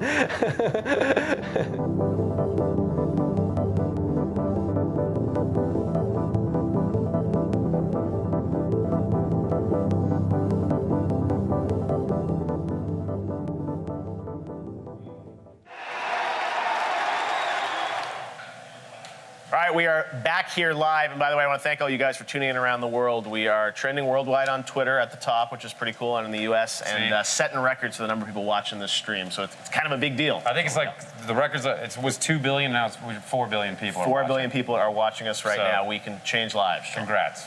Change gamers' lives, a lot of cool announcements. Now, this is really exciting because this is a guy I've loved for so long, and we now have him live on the VGX stage. Not just you, Joel, but Tim Schafer is with us. Tim Schafer. Tim is, of course, the creative genius behind Brutal Legends, Psychonauts, and Grim Fandango, and his latest is the Kickstarter-funded adventure game Broken Age, which raised over $3 million. $3.5 million, fans. Jeff. Thank you. Over $3 million, yes, that's still Okay, correct. correct, but it could've more been precise, $3.5 million. And if you have a question for Tim, you can tweet it to us right now using the hashtag VGX Broken Age. And Tim, you're here to make a big announcement in a few minutes, but also show us a real live demo of Broken Age. And Broken Age playing. I'm a huge adventure game fan, I wrote you letters when I was a young boy saying how much I loved your games, and now we're establishing an age difference. Do you did you hold on to the letters? Yeah, that would have been great to bring one. Exactly. Right I know you could have surprised me. None of them are appropriate for it. Let's get to the game. But it was all written in Canadian, so. All right, so Broken Age. What beautiful. Tell us about this, Tim. Yeah, this is our first graphic adventure we made since the 90s. As you know, they're a beloved forum that was Why did you stop making them? Well, like publishers got interested in making other kinds of games, but we still got like letters from fans, before, and like from Geoff saying, "Why don't you make another one?" I didn't send you money, and now people send you money because they love you That's so much exactly and it. want you to To make raise games. $3.5 million on Kickstarter is near impossible. We we asked for like $400,000, and we thought that was a lot to ask for, and then it turned out there were a lot of people who wanted this kind of game. So you just spent $400 grand. What did you do with the rest of the money? It was just like apartments and cars, parties and jewelry. Because drugs, you were covered in jewelry. You can't see it. It's all under here, but Demo's you can going. hear me clanking. All right, well, let's take there's some great voiceover here, so I don't want to miss it, but tell us, so tell us about the two characters in Broken Age, right? It's a story about two characters, about 14 years old, who are both in different situations. This is Vela, who is has been selected for this great honor where she is going to be eaten by a giant monster to save her town from destruction, but she decides to fight the monster and run away. And so here she is run away, and she's got this idea that she's going to... more kind of just walking away. She's walking away. Well, she's gotten to the clouds, and she's safe for now, but she's decided to she's hatched the plan to actually find Mog Chothra, the monster, and kill him. Nice. And so it's an adventure game. You're solving puzzles. You notice you're exploring this crazy environment with I think, beautiful hand-painted animation characters. It's beautiful. And then you use inventory items to solve puzzles just like you did when you were a child, Geoff. Exactly. Yes, These memories are coming back to you. It reminds me of text trees. I missed the text trees. We put in because because we were making this for the backers, we knew they said they wanted that kind of game, so we didn't have to like reimagine those adventure games. We knew that they liked text. I think they like text. But here's another one of our great voice talents. See if you can recognize it by the snoring. Listen careful. Which kind of implies you've seen this person in bed if you do recognize the snoring. So you might wait till he talks. Hi. Oh my. A fresh face rises from below before you ask. Ryan Seacrest. Streep. Oh, you got right. Yeah, that's Ryan. That's Mr. Jack Black. Nice. You can recognize from the beard and the bird. Now, how does Jack Black fit in the game? I mean, physically. He's huge. It's a 2D game, and it's hard to. So he's been pressed flat here, and he's playing the part of Harmony Lightbeard, who's a guru. He's the kind of a. We might say fraud. He's leading a cult. And he's sitting on the cult can. leader. Is he sitting on the can right now? He's sitting. You don't know what he's sitting on. You can't see his pants, but it's we call it a hyperbuoyant cloud. See? It's Tim. I gotta say the art is just so phenomenal. What length of this game? I'm wondering. Like, how does it compare to old adventure games? I mean, is this a pretty? We thought we were gonna make a really small game with the $400,000, but once it got big, we were like, this is gonna be about as big as the old games. Wow. About as long and have a lot of characters. And we just, we like Jack's voice was perfect for Brutal Legend, and that's where we met him. And he's a big gamer, and he had a perfect voice for that, so he was nice enough to come back. I'm falling in love with the art style. It's really beautiful what you and Greg and the team. Are there any other voices we'd recognize? That little character down there, you can switch anytime you want to play. Don't spoil it yet, right? Oh wait, don't. No, we're gonna wait. It's time to make an announcement, Tim. Right? Yeah. Oh. Do we just show it? I think it's a secret. Except for the whole Ryan Seacrest thing has already been spoiled. I Yeah, can't not right. imagine what you had to pay him. But let's take a look at a video which is going to announce the star. Another fine actor. Fine actor who's the star of Shay. And then we're going to come back and actually see some gameplay of that. So check this out. It's only on Lindsay VGX. Lohan. World premiere.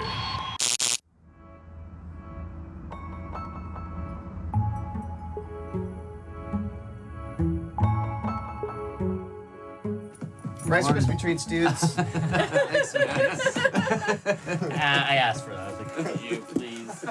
It's a game. Oh, Shay. Dad, this is great. You can tell he plays adventure games all the time. He does. A lot of experience.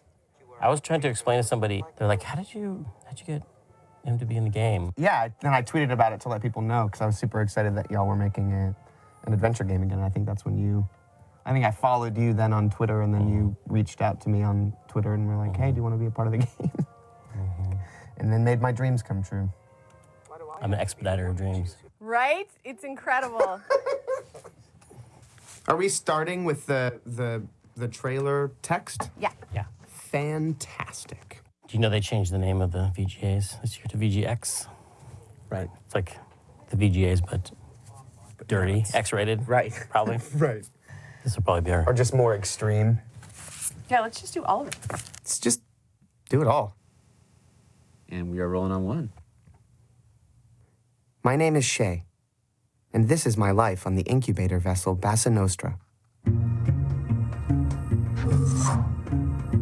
Teleporter, activate. It's a lifeboat, an escape pod.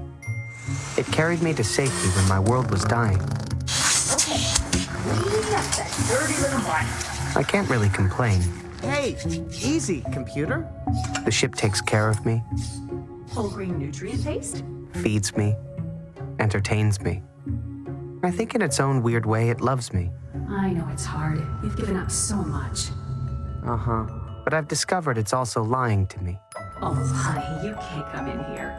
I'm working on a surprise for you. sheltering me from the conflicts raging throughout the galaxy, the injustices out there that I could be fighting. But this ship would never let me put myself in danger. What am I? Your prisoner? Just until I'm sure you're safe. So it's time for a mutiny. Time to put aside childish things. Time to grab the wheel of this ship and steer it straight into the storm. This looks like the place.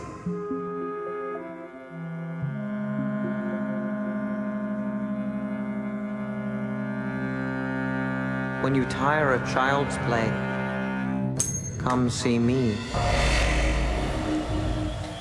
Elijah Wood. Wow, Elijah Wood. What a jerk, right? Yeah, he made Rice Krispie treats, as you noticed, just to make us look fat. And too bad he knows nothing about the adventure genre. Actually, he plays them a lot, even more than young. I'm joking. Remember, I did an interview with him for Entertainment Weekly, and he mentioned one of his favorite games. Favorite game was Monkey Island, Secret of Monkey Island, which I worked on. And I was like, haha, someday, 10 years from now, we'll get him to be in Broken Age. How much did you pay him? That's exactly. Okay, How much did the backers pay him? That's the question. All right, we have a Twitter question. I know you're excited. Oh, Twitter. This is from @Melroff. He or she asks, "Hey Tim Schafer, what are your words of encouragement for a fledgling indie developer?" Wow, that's really. I feel like I need to, like, someone's future is Just in my be hands. honest and say, "Don't try." Don't try. No, it's like this is a great time because, like we show with our Kickstarter, you don't necessarily have to get permission from some big company to make something that you love. You can actually just put your thing out there, and if people like it, they will fund it, and you can do it. You'll get $3 million, no problem. Yeah, exactly. @Brandon Victorin asks, "Hey Tim, what was the inspiration for the project?" Well, did you get high or something? No. Sorry. You know, it often happens with like two different stories floating around in my head, and just realize that they could fit together in really interesting ways. These stories were just floating around your head. Floating around my head. You're walking around town, going to breakfast, and be like, "Oh, I want to get a guy that sits in a cloud." Sounds like Jack Black. Exactly. That's exactly. Although we have another piece here where you can see Shay in action. Yeah, right? we can see Shay on his spaceship. So let's take a look at this. He's in a totally different setting. He's walking around the spaceship where he's been raised all his life. He's been alone on the spaceship, being taken care of by this overmothering computer who's just done everything she can to keep him safe and keep him fed, and she thinks entertained, but everything's been arranged to keep a child entertained, and now he's at an age where he wants to go on real adventures, and so he's like, how can I hack into the controls of the ship and take it somewhere really exciting and actually go on these exciting adventures. Nice. Just like that. Now, tell me, how does this? You have the two characters. I mean, how does that work narratively? Is it sort of like different sequences you play as each character, and they sort of eventually come together? Or you can switch back and forth between the two characters anytime you want, a lot like in Day of the Tentacle. Cool. And the stories are kind of parallels, in the way that you make those connections is really up to the player. But they're both about these young kids that are deciding they want to take control of their lives, and then find out they cause these big world-changing events to happen. When does this come out? The first half is coming out in January. Oh, nice. And the second half is coming out later. You're the first developer that would actually say approximately when something's coming out. Thank you. Reggie gave us a date, Joel. He's not a developer, though. He's kind of the executive, right? So he was ready. He wasn't a developer. We have a talking spoon in our game. I just wanted to point that out too. Nice. See, so we're also you weren't first high one to name when a you date. thought of this at and all. we have a talking spoon. I was eating cereal when I thought of this idea. Right, and not high. Does he look high? He's talking to his spoon. It's pretty impressive. All right, and by the way, Joel, you are trending on Twitter. Did you know that? Oh my gosh. Exactly. Is it good or bad? Well, I'll let you read some of the tweets. I had no idea what a nerd Joel McHale was. All right. Well, thank you, Tim. This It looks looks awesome. This great, is other than that blurry part. It's a monitor. Even in the future, people haven't figured out how to. Well, once Tim fixes the game, it's going to be great. Awesome, Tim. It's been awesome to show this game off. Visually looks incredible, and the fact it's coming out in January is awesome for the backers and also for fans. Will be able to buy it. Thanks for backing. All right. Tim Schafer. Thanks for having me. Tim Schafer, nice to meet you. Nice to see you. I love this new format you guys Thanks have. very much. You like this new format? It's cozy and yeah. We haven't started cursing at all. That's what That'll happen at the concert outside. I can hear them sound checking right now. Intimacy is what it All is. right. Be careful. Tim's game is very violent. It's bombastic. That's right. We haven't shown you that level. All right. Well, now to present their own unsanctioned award, please welcome the hosts of Rooster Teeth's online game show, The Gauntlet, Bernie and Joel.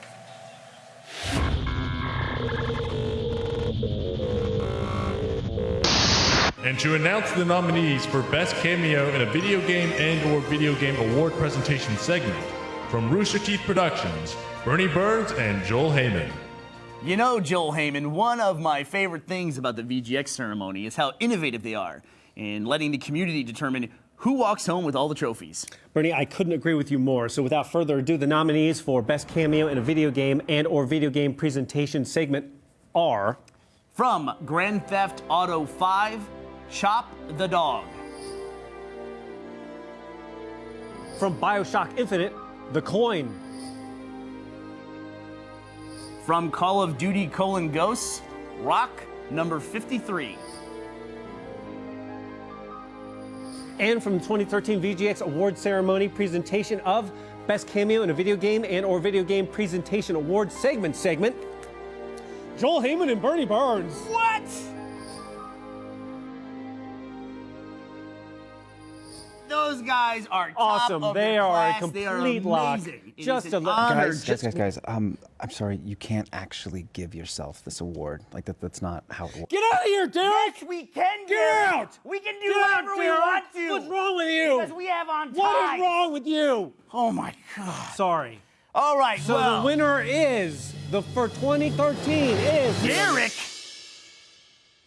Derek? Who the hell's Derek? That guy was Derek. What? Well, man. How do we lose an award that we rigged for ourselves? That's probably the headset What? here. Oh, stop showboating. Get out of here, Derek. I got like a for.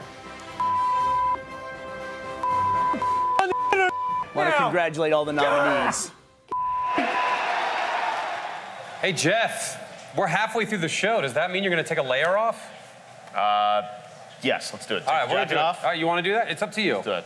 Take the jacket off, Joel. You'll see next. It's coming Next. up. That'll be a reveal after this. I'm scared. And now it's time for you to seize power the only way modern humans truly can, by frantically tweeting. And every time you tweet with the hashtag VGX, we get closer to showing you a surprise world premiere game announcement, and we are getting pretty damn close right now. You're right. VGX trending #1, Cranky Kong #2. Wow. Joe McHale's like #6. I'm not even on the list. That's ridiculous. I'm mad for you. Plus, you already told us what you want to see next via Twitter, and we have no choice but to obey you because the internet is just that powerful. Also, I've been told you have my family at an undisclosed location. Please do not hurt them. So here's the viewer-requested world premiere gameplay trailer for The Division. Check it out. The Division. World premiere.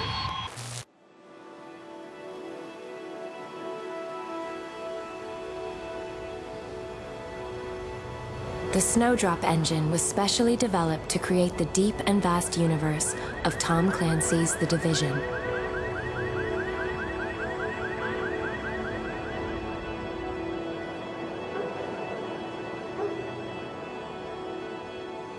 Never before has a video game reached this level of detail.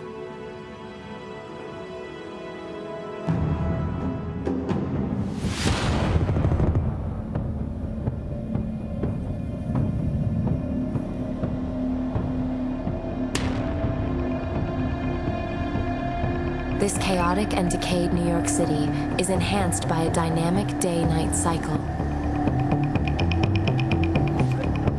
The rendering engine supports volumetric lighting to add atmosphere throughout the environment.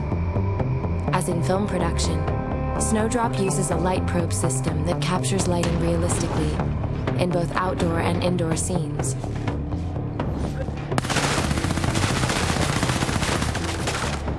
To enhance immersion, surfaces react with unprecedented physical accuracy.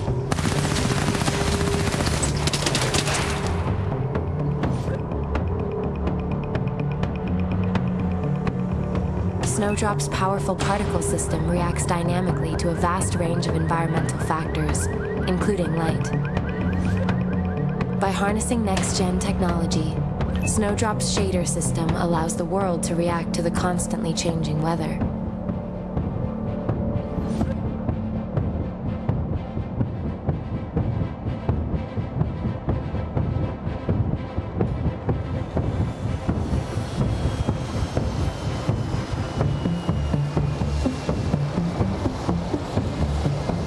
We live in a fragile world.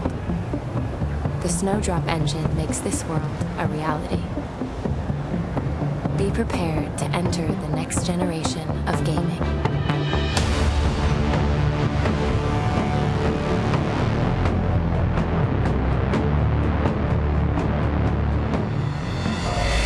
This world premiere is presented by 47 Ronin in theaters Christmas Day. In 2013, indie games made us laugh, they made us think, and they even made us shell out $2 for in-app purchases. I'm gonna move around as much as the cameraman does. It's like I'm more drunk than I already am. Here are the nominees for Best Independent Game.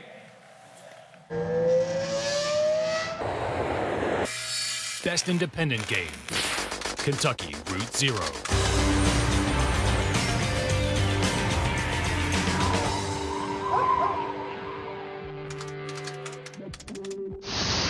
Gone Home.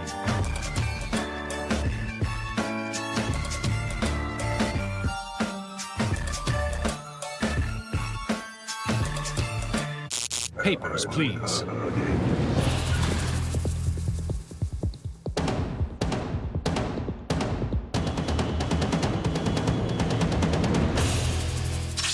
The Stanley Parable.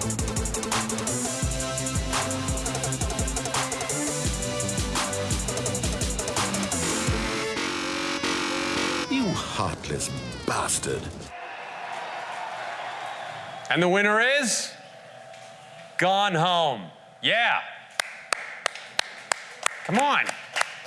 We now take you to the only place in the universe where independent video games could possibly be produced. Portland, Oregon.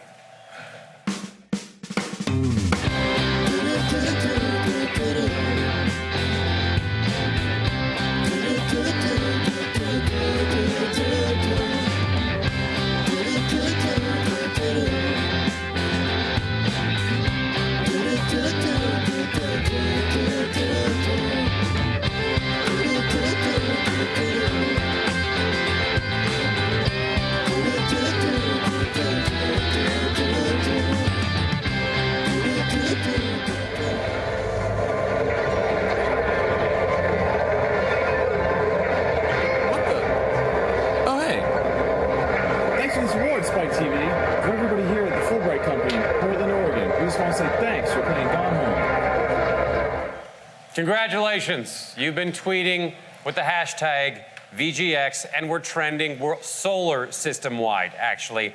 And that means you've unlocked a surprise bonus world premiere. Geoff?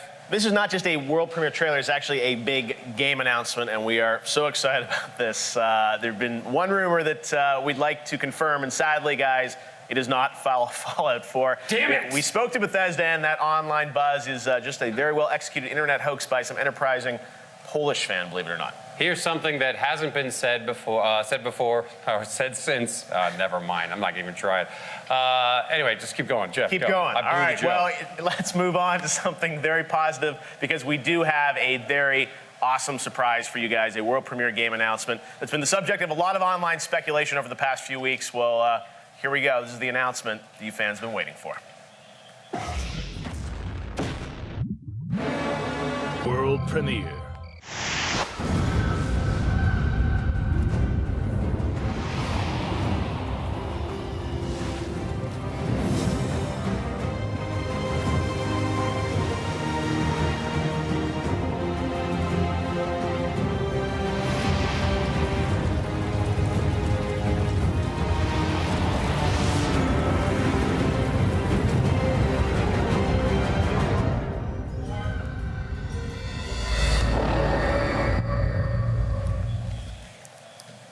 This is an amazing partnership. Telltale announced partnership with Gearbox, and now I'm here with Dan and Kevin to talk about the announcement of Game of Thrones. I think this was rumored a few weeks ago. I think when people heard Telltale, Game of Thrones, it's such a perfect match. Guys, I mean, how did this thing come about?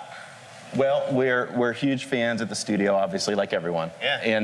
And we really wanted to do it, and we just kept working and talking with HBO to figure out the right way to get it done, and we did it, and it makes a lot of sense. I think they saw Walking Dead and said, yeah, that makes sense for Game of Thrones. There's a lot. Did you ever think you were going to do a game based on Treem?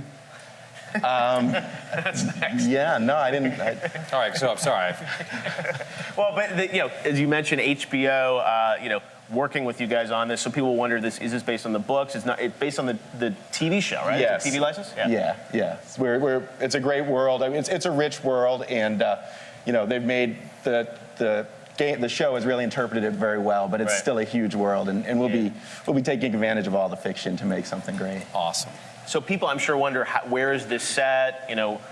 Which book or which season? I mean, how are you approaching the story? What is the Game of Thrones game?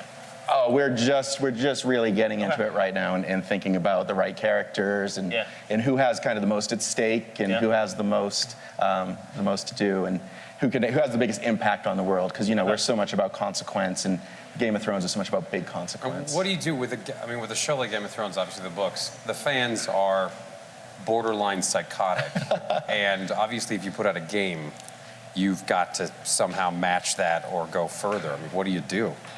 Well, psychotic fans are actually a bonus, right? Because there's just so much love and feedback, and we're episodic. So when we put something out and people get into it, it becomes part of our feedback loop, and we just keep reinforcing everything that people are into. So it's a great opportunity. We're excited. Will about you it. shoot the We game? fall into the category of psychotic fans ourselves. That too. Will you shoot the game in Ireland and Malta and in Greenland?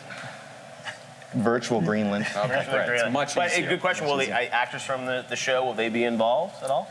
I think we're still going to try to figure that out as we define who the characters should be and how much is new and how much is existing, and who are the right fits for the time period that we do. So there's a lot of work to do. Excited you guys are doing it. Are you going to have crazy sex scenes between brother and sister, like in the show?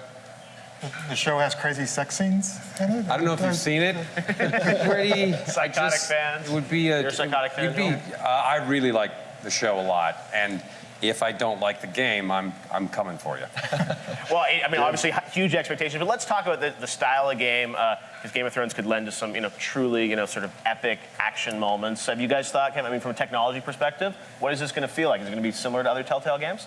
I think it will be similar to other Telltale games, but it will, you can't tell a Game of Thrones story without big battles and those kind of elements. So they'll definitely be there in the story. I think the way that we attack them and the things that you do in those battles are going to be kind of more of a Telltale way of doing it. So you'll be swinging a sword every now and then, but you won't be hacking your way through 100 people. You could be playing like black smoke that comes out of a woman's uterus and unlocks a gate. Or you could be using it in some way. Yeah, you could. Okay, cool. Yeah. Joel, you're getting the design. I'm getting very specific. This is your game. I'm excited for your Masters of Sex game too. That's coming out later. So let's talk about the, obviously the idea of choice and consequence, which is a big thing in Telltale games. Yeah. How does that dovetail with something like Game of Thrones, which obviously has a somewhat defined narrative? And is that why you're thinking of side stories and other characters and how that can sort of blend into the main plot? Yeah, the world is just so rich, but it's so personal, and each of the characters have so much at stake on a personal level, and people really care about the characters. But there's also the larger world going on. So we like universes where there's a lot at stake, and where when you lose something, you really feel it. So when the player's making their choices and trying to decide what they should do, it means something. And Game of Thrones has that huge universe, and that huge political landscape that just is really something that we can take advantage of based on to make the game better and to make a really unique experience. Just a great experience for fans of the show. You can hardly make any character in the Games of Thrones universe can hardly do anything without huge ripple effects and collateral damage. It's just every word is perilous. Well, and the idea that you guys could have potentially new fiction or sort of surprise people with sort of new elements, because sometimes people that watch a TV show, some things are spoiled if you have read the books. So. Well, I think it's that weird thing of, I can't wait. I'm sure they'll be surprised by the game, but they'll want so much of that, you know, is in the books and in the show, obviously, and it sounds like you guys are doing that. Yeah, the book is just a great resource to really understand the decisions that they made on the show and how rich the world is. So it's just a really, you know, it's a huge franchise, and you know, historically we've worked with different franchises that have that type of depth. So it's exciting when you have that. Perfect. I think this is like the exact developer we'd want making this game. Thank you. And this is really exciting. In 2014, it says in the piece, so it's coming sooner than we might think. Yeah, it's shaping up. I can't imagine the work you have ahead of you. Well, thank you. Your hours must be... Well, thank you guys for sharing this with us. It's a big announcement, and we appreciate you coming to VGX to make the announcement. Thanks, you guys. Thanks, guys. Awesome. All right, well, Grand Theft Auto 5 allowed gamers to switch seamlessly between 3 murderous thieves, but only one of them stole the show and then used it to run over countless innocent bystanders. Here's your third nominee for Character of the Year. Character of the Year. Did I ever tell you about Trevor? You'll be shot, amigo. Yeah! Yes! Woo! Major drug dealer. Real hillbilly type shit. Bring me my coffee, I'm gonna cut your arm off. How have you been? Oh, simply wonderful. Abandonment issues.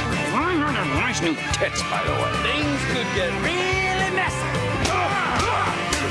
Massage. No, I really don't. Do you want me to get my dick out again? All right, guys, we have a lot of world premieres still to go. We got Titanfall coming up later, awesome footage, and we're going to get to another world premiere right now for you guys. And this one comes from Hello Games. This is a tiny London-based studio whose previous game, Joe Danger, was nominated for Best Independent Game in 2010. These guys are amazing. They're in Guildford, and I visited them last summer, and they told me they were working on an amazing project, and it was their dream to be here with us today to share it with you for the first time. So I'm really proud to announce Hello Games' first next-gen game and show you the world premiere trailer. It's called No Man's Sky. Check it out. World premiere.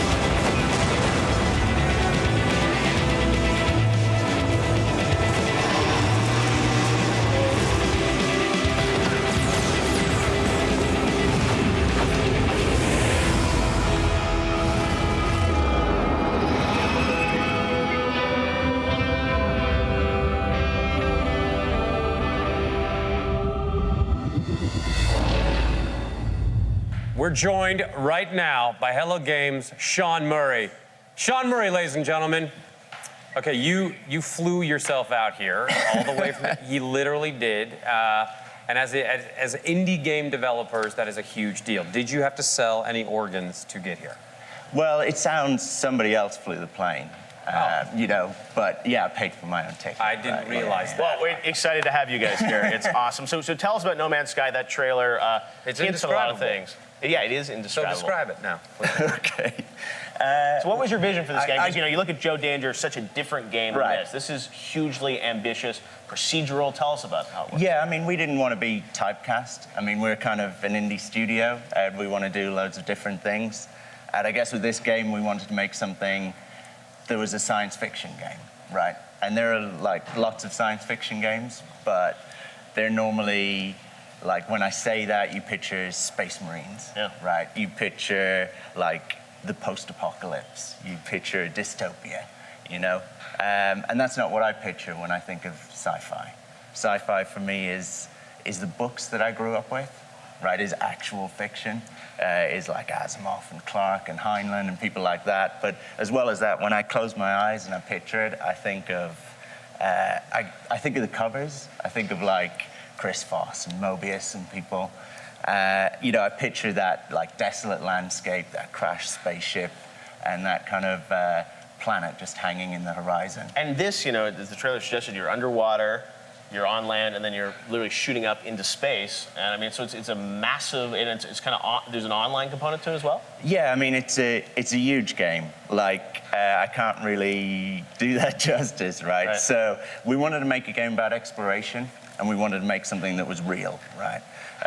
So, you know, in our game, when you stand like on a planet and you see a mountain, and if that mountain is like 3 miles away or wherever it is, and you can see it, you can walk there, and you can go and you can explore it, right? But if you see, like I was describing to you, like that planet on the horizon, which you see in the trailer, that's a real place. Wow. And you can see features on it, and you can get in your ship and you can go there. Right. Is it like a persistent world, or how do people sort of live together? It's even more than that in that, you know, if you look, if it's nighttime or you're in space and you see all the stars, those are real stars. Those are suns, and they have planets around them, and you can go and visit them. You're just 4 people making this game? Yeah, that's right. Jeez, you must have carpal tunnel. Ambitious idea. So tell us about, I mean, you saw some ship combat. I mean, is it player versus player? I mean, what is the mechanic of when I play it? Well, it's always first person. Okay. There's combat when you're on the planets. There's combat in space. Yeah. But it's, like I was trying to say, it's a real world, and it's a real universe. So kind of like our universe, you know, it's an adversarial place. It's a dangerous place. So this isn't, you know, I said it was a game about exploration. It's not just kind of wandering about passively, ambiently, you know. These are planets that have an ecology, they have an ecosystem, and you're not necessarily at the top of that chain. So is everyone's game, procedural, I mean, is everyone's game different? Am I playing by myself, or are we all kind of coming together into We're all playing in the same universe, and there is persistence there. If I do something significant... It's not, how do you have any time for anything? But it's such a bold idea. I mean, you guys are literally building your own like massively multiplayer world that's procedurally generated. And is there anything that this game doesn't have? It doesn't have Joe Danger. Yes. DLC coming. Okay. Is it as good as Joe Danger? It's better in many ways. So you didn't try as hard on Joe Danger? Well, that was the thing. You know, try. we were practicing. Well, no, I mean, the fact that you guys have gone from Joe Danger to this, such an ambitious idea, working on next-gen platforms, is there any sense of, I mean, is this something you're going to sort of allow people to participate in, to back, or are you going to have a beta? I mean, how is this going to grow as a game? I mean, we're not thinking like that now. Right. Maybe I'll talk to Tim Schafer later, and he can tell me. But, you know, we're not the savviest bunch from that point of view. Like, when we made Joe Danger, we were just like flat out broke the whole time. I actually like sold my house to fund that game, and then we made it and released it, and it did real well for us, and we've used that as a stepping stone to make this. Well, we're honored that you guys would be here with us. I don't know how you found the time to fly here and talk, and then you have to go back. You must be writing code on the plane. Pretty much. I mean, the trailer is actually me playing the game, and I cut the trailer myself as well. You know, but it is a collaborative Really effort. impressive, John. No, it's awesome to have you here and share it with the world. So hopefully you guys are excited about that. There's going to be much more about this game I think we'll be hearing about next year. Are you able to wash regularly with the amount of time you don't have? Just for the VGXs. Thank you, Sean. All right, thanks, Sean. Later tonight, we're teaming up with Rockstar Games for a unique one-time only performance of the music of GTA 5. So let's head outside to check in with the Loiter squad. Loiters? We're in front of the Rockstar stage where we're setting up for tonight's GTA performance. Freddie Gibbs is here. What's happening here tonight, Freddie? I guess I'm gonna go up there and rap, you know what I'm saying? You gonna rap? Hell yeah. Awesome. Bro, that's sick, dude. It's a pleasure to have you Hey, here. hold up, man. You look like Casey, JoJo, and Mary J. Blige. Oh my gosh. Well, wow. Well, hey, thank you, Freddie Gibbs. Thank you. We'll be back. Check back later. Why did y'all put me now with back these to the people? studio, Joel. No, it's Bye. not that time yet, because I don't want to go anywhere with that guy. See you guys later. Let's Make take it some right noise. out.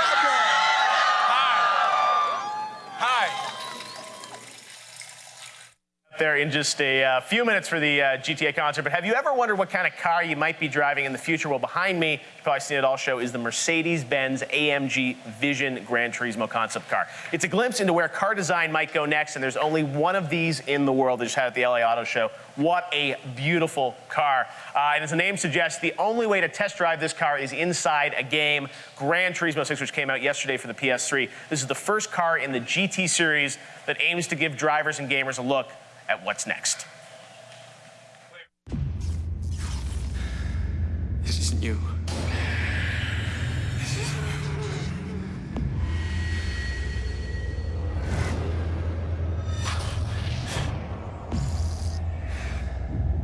you. This isn't you. It was you. This isn't you. This isn't you.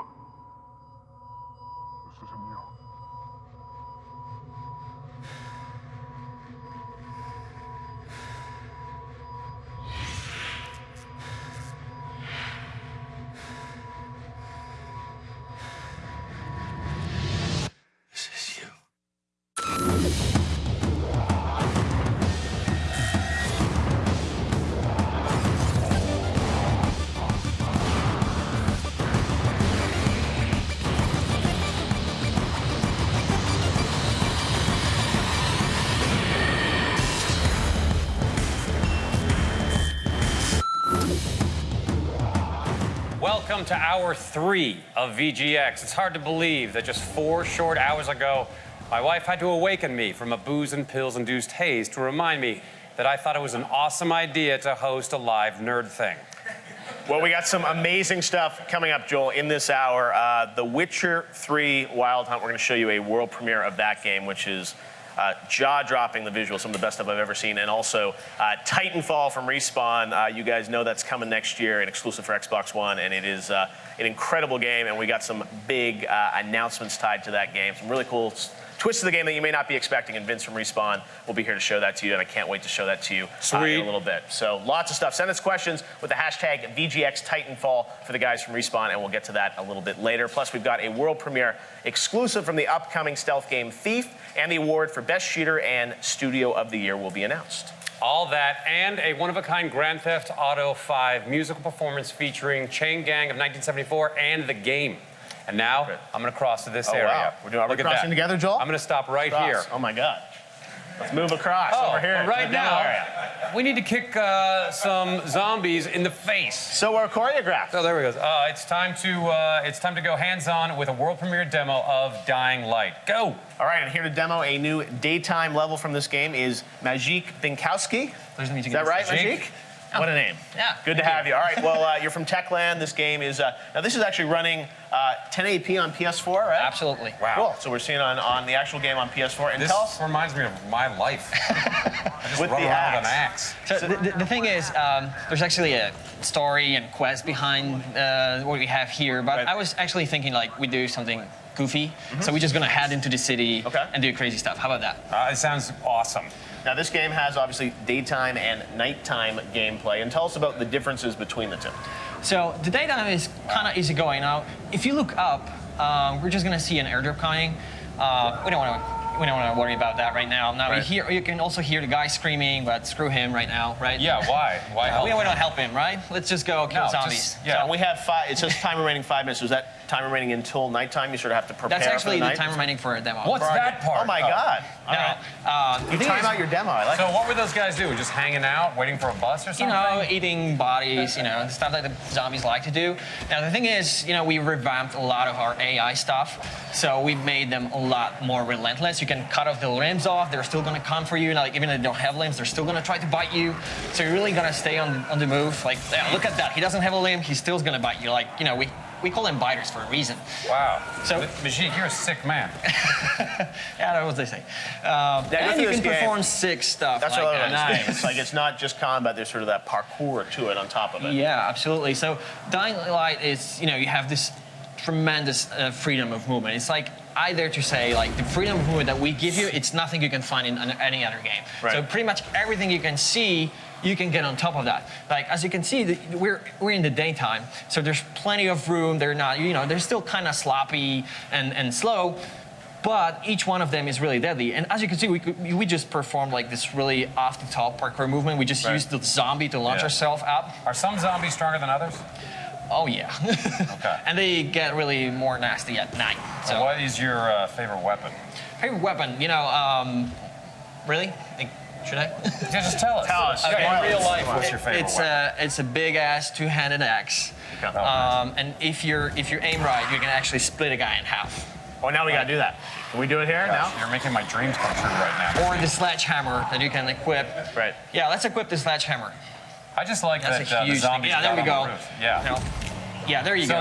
So you just lit up the thing you hit, obviously. Yes, like, we want to make the combat as visceral as possible so you can feel every single hit. So if you actually break the bone, we show it to you. Like, look at that. Wow. That's the collarbone. Went on. So there's obviously a lot of strategy even to the combat. Yes, absolutely. This is an action survival game, so combat is only an option, and sometimes it's better to run. Now, another cool thing is that we actually develop our levels so that there's many ways to get into place. Now, we're going to try to get on top of that roof. Right. How do you want to go? Like, there are at least 4 ways to go. Elevator. Okay, there's no elevator. How about we go like from the back door? How about that? Great. All right, let's try to do it. Now, we could probably, you see the pole right there. We can try this pole, but we're going to go back doors. Let's try to do it. Yep, watch out. See if it was the right way. And this is, it's very That's actually open. a funny fella. Okay. Like one of the hazmat suit. That's one of my favorites. Well, we got to take him down then. Yeah, let's try hitting him with the gas tank. Yeah, him like There you go, look at that. That's about to blow up. Yes, there you go. That's good combat. All right, so you're just trying to get up there, and this is, somewhat open world in terms of how you get to certain points, right? Yes, so, I dare to say that the freedom of movement it's so something that you've never seen before, that you spend a couple of hours with the game, and it's going to be difficult to, go back to ordinary FPS games because suddenly you see a wall, you have to go around it, and here you just go on top of it, and, you can do whatever you want. And get there however you want. Now, from this point, we're actually going to go even higher. We're just going to loot this box. Oh. Yeah, it's a nice medicine. Convenient. I have that in mind. Now, if we take a look into this overpass, let's climb into that. Why not, right? And so you're just commanding this with your brain right now, right? You don't even need to use it. Amazing how he calls out. You can just say what's about to happen. Isn't it? That's why you said mine. Oh, beautiful, wasn't it? You guys you're demoing this live on PS4, and it's amazing to sort of see the action that you'll see here. And then at nighttime, it gets even more visceral, right? Yes. The thing is, the population of zombie changes. There's even more of them, and which is kind of crazy because when we get to the overpass, probably you'll see like a huge crowd of zombies. Right. The thing is, we actually have like 10 times more zombies on screen than we had in the previous game. So, yeah, we better not go there. That's a suicide. That's a suicide. A recipe for disaster when you have people like that. I think we're just going to stick with this demo for the rest of the day. Just keep going through fighting zombies? I would stay. Now, the cool thing is, you don't only get to fight zombies, we also have humans. Now, of course, some of them they're not like straight hostile, but of course, they're not going to let us take our stuff. So now you can go get his stuff? Yeah, absolutely. This is great. Isn't that cool? And actually, how about we throw him out of this overpass just like that?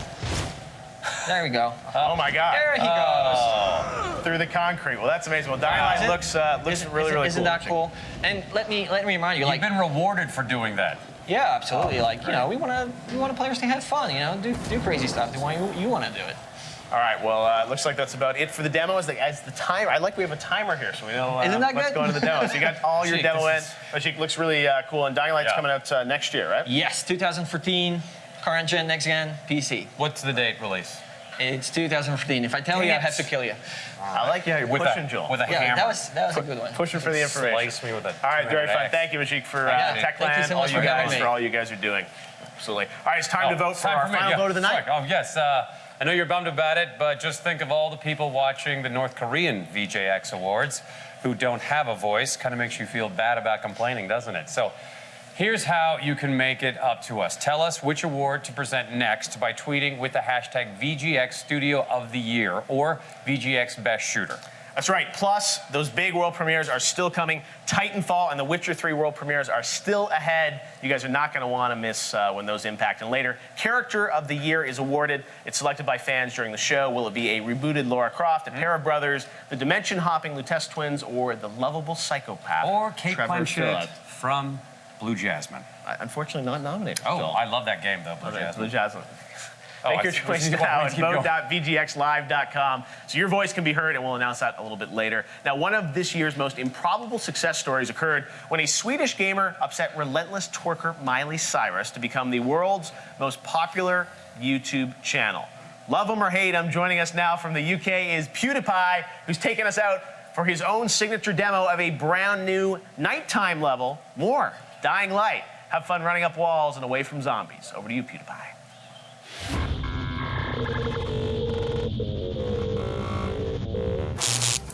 How's it going, man? My name's PewDiePie, and welcome to some Dying Light.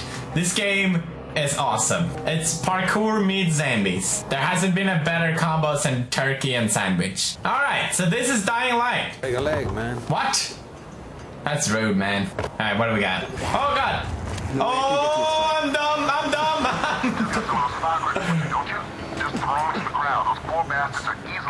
Or you can just run like an idiot, like I do. Keep it up, you might just make it. Thanks. Oh God, oh God, oh God, oh God. I'm alive, no big deal. Hey, leave that man alone. Oh, I said leave him alone, that doesn't mean bite me. You balded beauty. There you go, sit down. Good night. Sit down, I say. Wonderful. All right, what was it? What do you want? Nice pants. Oh God, what the hell? If you're gonna spit on me, at least ask first. Ah! What?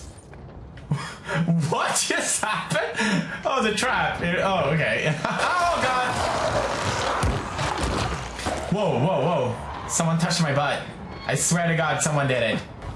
Woohoo! Hi! Hi! Oh, don't kick each other. Ah, God, God! Oh! Ah, what the hell? Back off, spawn of Satan! Activate some traps, man. There we go. Come on! Spike, open up! Oh, open up, please! Don't look back. Don't look back. I look back. I look back. I look back. Whoa! To see my full playthrough of Dying Light, go and watch on VGXLive.com. Hope you enjoyed watching. That's it. Stay awesome. Oh, we were just told All right, to ad-lib. PewDiePie. I know. Scary, right? Nice. No, it's all good. PewDiePie, Dying Light. So out of all the games we've seen today so far, Joel, what are you feeling? Yeah, Game of Thrones, I felt you were pretty excited about that. I'm pretty excited about Game of right? Thrones, but I haven't seen Game of Thrones yet. That's true. Just a teaser trailer, right? So, you but gotta trust watch- Telltale. Yeah, I'm very excited, but watching a sledgehammer hit, or watching a tank explode on the back of a zombie was pretty exciting. I hugged Majik for about a minute after that. How about you? You have to be, you know everything, so when you say which game you are most excited about, that causes ripples to the video game universe. Well, I try, yes, I have to be fair. You have to be very political. I know you're going to say, I like them all for different reasons. Exactly. No, I will say we've got some amazing stuff still coming up in the show. Name one game that you're really excited about. Well, I'm really excited. We have Titanfall later. Which So I'm that's the super psyched most about. excited. All the other games don't matter to you. Just say it. Just say, Not allowed Jeff, to- Vince don't is back care there about any laughing. other No, games that's a big except game. for Titanfall. Destiny looks fantastic. Said by Jeff. I'm just trying to be. Jeff Keighley states he only cares about one game trying this to year. keep- Go ahead. No, I try and be honest. A lot of games look great tonight, and that's what's great about the shows. We get all the industry together. I feel like a lot of them trying look to dig bad, myself out of this hole. and I like one. All right. Well, Joel, at the end of the night, you're going to tell us which one you think looks the best. And I think Titanfall you're going to be impressed by, and The Witcher 3. The graphics in this game. See, I think it's The Witcher 3 for him because he's said it a couple times to me. It's just like, have you seen The Witcher 3? Exactly. So, all right. And it's still coming, Joel. So The Witcher 3 just unseated Titanfall. Now, you do not like Titanfall. Just say it. Until the Titanfall world premieres happen. I'm very flexible. If you tell me which game you love the most, I will buy you 4 more layers. I need it. Winter is coming, as we saw from Game of Thrones. He's from I need Toronto. another 4 layers. It's LA outside right. It's 70 degrees. Okay, our next back to the show. World premiere features the rebirth of a classic franchise. Gamers and kleptomaniacs alike are thrilled to jump back into the boots of one of the sneakiest characters in gaming history. Here's a world premiere look at the story trailer. Ooh, story for Thief.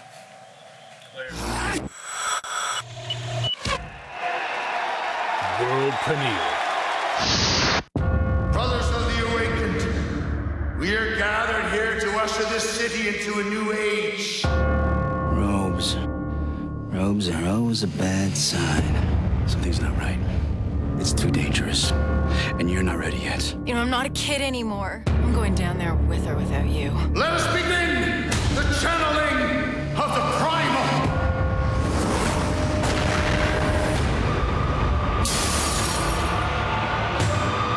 Garrett, I'm slipping!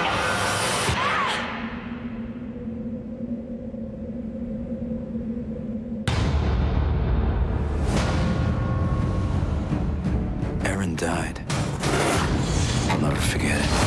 And everything else is gone. Men who believed themselves to know best try to control something they didn't fully understand. The balance has shifted. We can all feel it.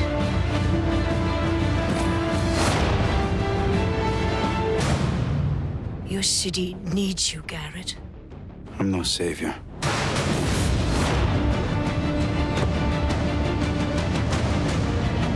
Something has changed in you, child of the shadows. No one is paying you to risk your neck for this.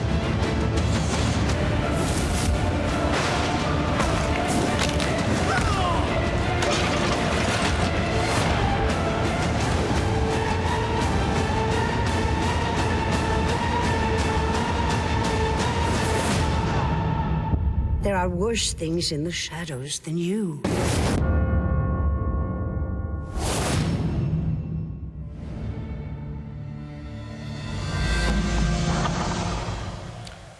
All right, that was the world premiere for Thief, and I was online seeing the reaction to No Man's Sky, which is so awesome to see. That's what this show should be about, is showing you games that surprise you from places you wouldn't expect, and awesome to see Sean and Hello Games get that kind of reaction, so that's really awesome to see. All right, well, when you combine live streaming video and gaming content of every type, the result is Twitch. It's where more than 45 million gamers a month gather to broadcast, watch, and talk about video games. In fact, some of you are watching VGX on Twitch right now, on the web, also on Xbox One. So here's a shout out to gaming's rapidly growing online ecosystem. We're happy to have you guys at Twitch and your audience here with us, live streaming the VGAs. Joel, over to you.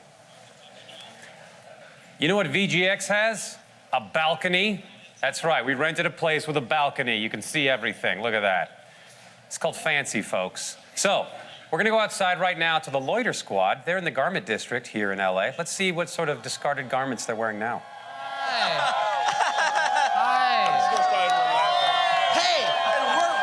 We have the way. Our GTA 5 live performance is coming up, but right now, we're checking in with Waves. Yeah, we're checking in. Now, you guys are on the Grand Theft Auto 5 soundtrack. Tell us a little bit about yourself. About yourself. Oh, hi. Nathan! We're Waves. Hi. That's Nathan, and that's Steven. Steven! And I'm Jasper. Hi. We're Waves. And we're back with Waves. Yes, and they were on Grand Theft Auto 5 soundtrack. Now, do you guys listen to yourself in the game? Yes, I do. We listen to you as well. Oh, the Fly Low station. That's really cool. Yep. Flying Lotus is interesting. Wow. The music of GTA kicks off soon. Back to Joel. Back to Joel. We're not going back. I thought you We're not going back. So No. tell us more about yourself. We're not going anywhere. Hi, we're Waves. Are you guys banned? Yeah. What kind of music do you make? I'm 5'11", I'm like 230 pounds, but I'm trying to lose weight. Yes, And yes. we clap it up for That's that all every that time, matters. don't we? That's all that matters. Healthy choice. I love myself. Hi, Mom. Yes, yes. I don't want to go anywhere with that guy. Me either. This guy here. 2002 all. Kanye See West. this hand? I like potatoes. I will Yes. This is amazing. 30 seconds left. Well, Potatoes! what's your favorite station on Grand Theft Auto 5? I like the West Coast Classics. What's your DJ favorite Pooh. song on there? Gin and Juice. Gin and Juice, Snoop Dogg and Dr. Dre. I like Potatoes. Potatoes. Oh, wrap it up. Shh. All right. Now you voted for it, and due to our... Oh, never mind. Back to you, Joel. Yeah! Potatoes. Holy crap. It's an open bar out there. Okay, now you voted for it, and due to Twitter's complex bylaws, we apparently have to do what you tell us. So here's the award for Best Shooter. Best Shooter. Battlefield 4.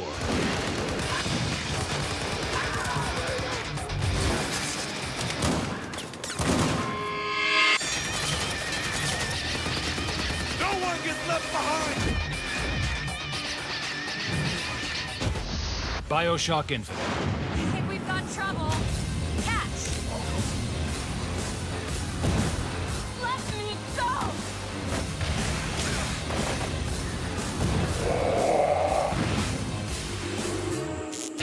Metro Last Light.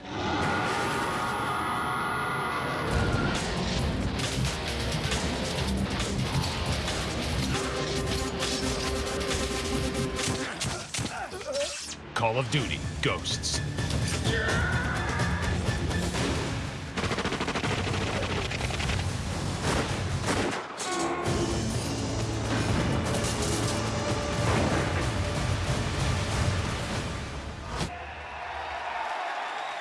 And the winner is BioShock Infinite. Yeah, and accepting the award are the very reluctant employees of Irrational Games. So we won the VGX award for Best Shooter. Nice. And you've been chosen as the person to give the acceptance speech on behalf of Irrational. Seriously? What? So when you're ready, go ahead. You want me to give a speech? For the company? Whoa. I don't know what to say. Seriously? I'm not a talker. Can I start over? Thanking people? I don't give speeches. Cool. Oh. We should probably start it again. This is acceptance speechless. I really like it. Okay. Is that an acceptance speech? Is that...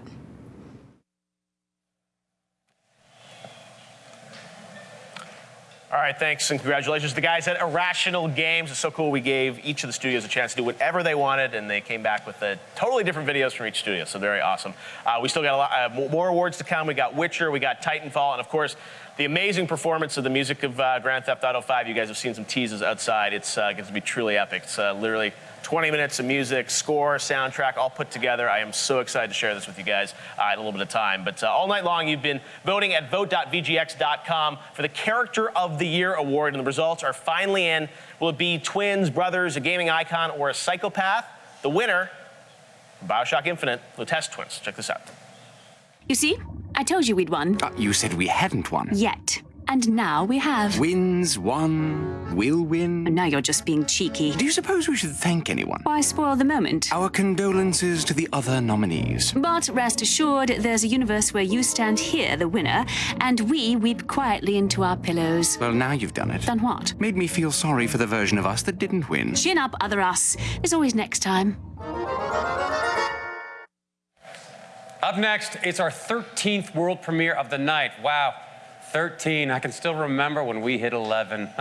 Back then, this was all farmland as far as the eye could see, and Loiter Squad, why, they were nothing more than a group of kids who hung around outside of local businesses with some crazy idea about forming a musical group. But hey, don't get this old guy reminiscing about our 11th world premiere. Here's our 13th world premiere video for The Witcher 3. World premiere. We have been here before. We watch your petty world slumbering. You cannot defy the call of the mass deal. You can only surrender. I saw a longship made of the claws of dead men. The wraiths drove everyone to the shore. My daughter, too. No man who meets the hunt returns to this world. I returned.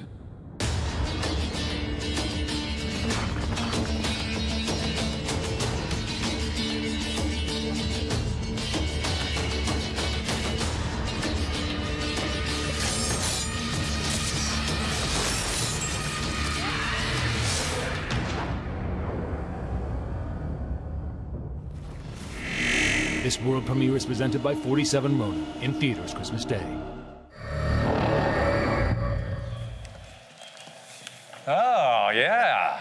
All right, our exclusive look at Titanfall is still ahead, but it's already time for our final award of the evening, Sad Face. This year, Game Studios put out their finest work yet, from a plague-ridden future with no hope to a floating utopia with a dark secret, and from a massive open-world action game to a tiny indie gem that packed a massive emotional punch. This year's nominees for Studio of the Year helped to make 2013 one of gaming's best. Studio of the Year. Rockstar North. It's an industrial area, right? So I'm thinking vehicles.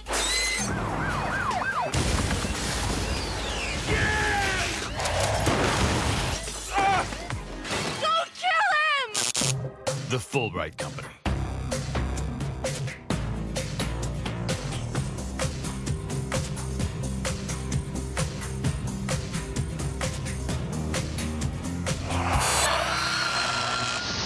Irrational Games.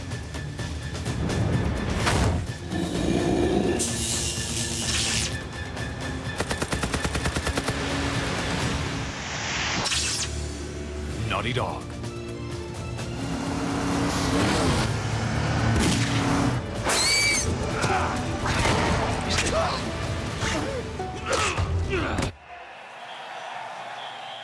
And the winner is Naughty Dog. Yeah. And to accept, we take you to a hallway in Naughty Dog's Santa Monica oh wow, I can't even say Santa Monica headquarters. Take it. Hi everyone, we're very honored to be receiving this award tonight for Studio of the Year. It means so much to us because it represents like everyone here at the studio is working like extremely hard to make everything happen. Yeah, we wanted to thank Spike and the Advisory Council and our fans for selecting us, and we also wanted to congratulate the other nominees in the category. They made some of our favorite games this year. Like Christoph said, the studio is very excited to win this award.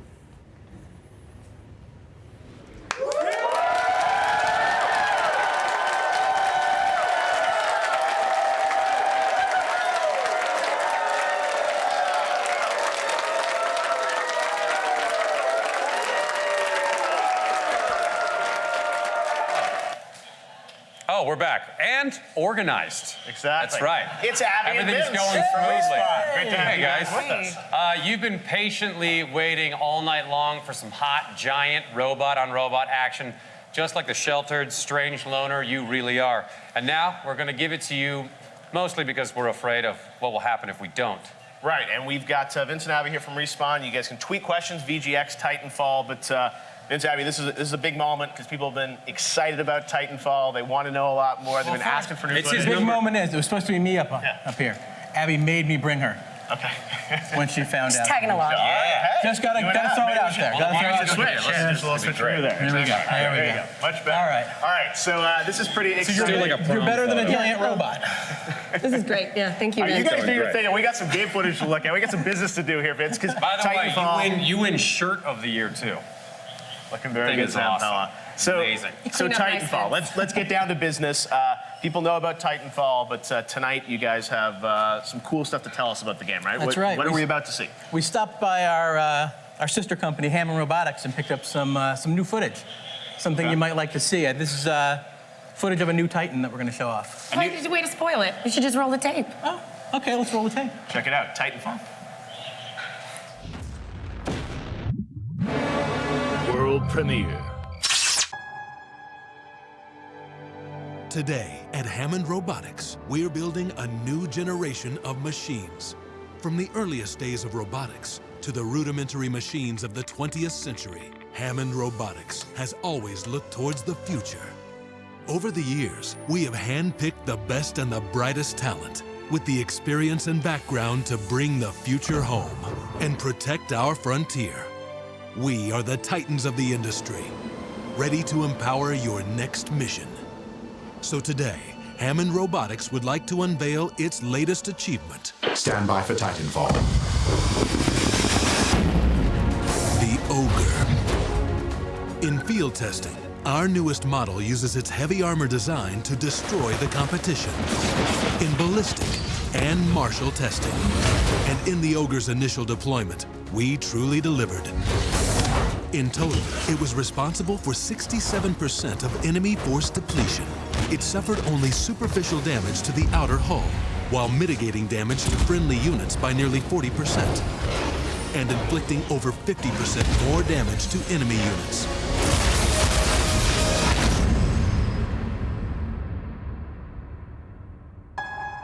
At Hammond Robotics, we're bringing the future home.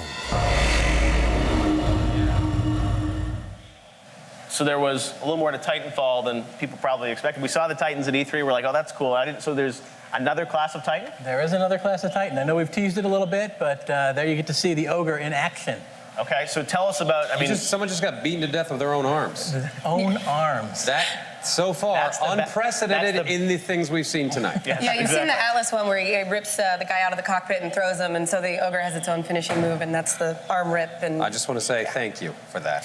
Anytime. Game looks incredible. So let's talk, obviously different classes of Titan, that sort of rock, paper, scissors. How does that factor into the gameplay now?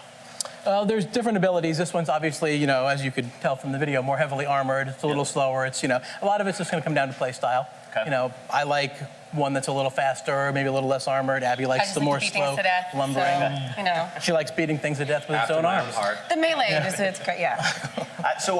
When you play this game, tell us, how do these Titans interact? Are there certain maps with only certain classes of Titans? Do they intermix? What can we expect? You get to choose. Once you unlock it, you get to choose it. Okay, excellent. All right, so you can have whatever Titan you want on the map once it's unlocked and play through it. Now, when's it coming out?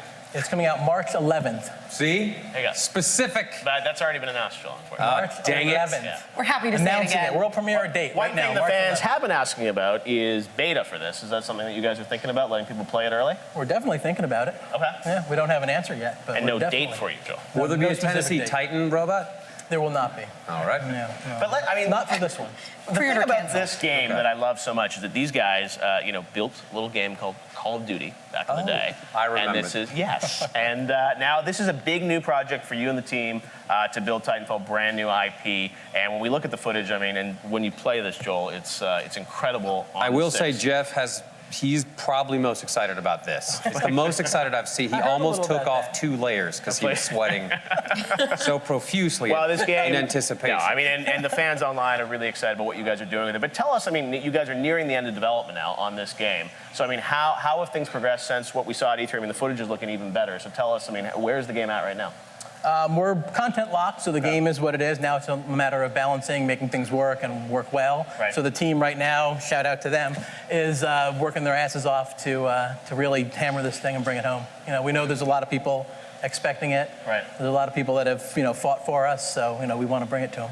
Yeah, the mechanics of the Titans and the pilots, and for people that may not have sort of knowing a lot about this game, tell us now with the introduction of the new Titan, how does the gameplay change? I mean, it's still obviously Pilot Titan, but now you have sort of other layers. It seems like there's teasing some new weaponry and whatnot and abilities of those Titans too, right? Yes, it's all a balancing act. It's how it all fits together. It's how we've always intended. So it's not new, obviously from the plans. It's just new that we've shared it. So yeah, and I said it's your personal play style. So as we said, like we have different play styles, and there's so much you can do, like dodging behind buildings and escaping other Titans and trying to take down multiple ones at once. Like if you want to play as the heavy, this is your heavy, and but it's all meant to all work together on all the maps.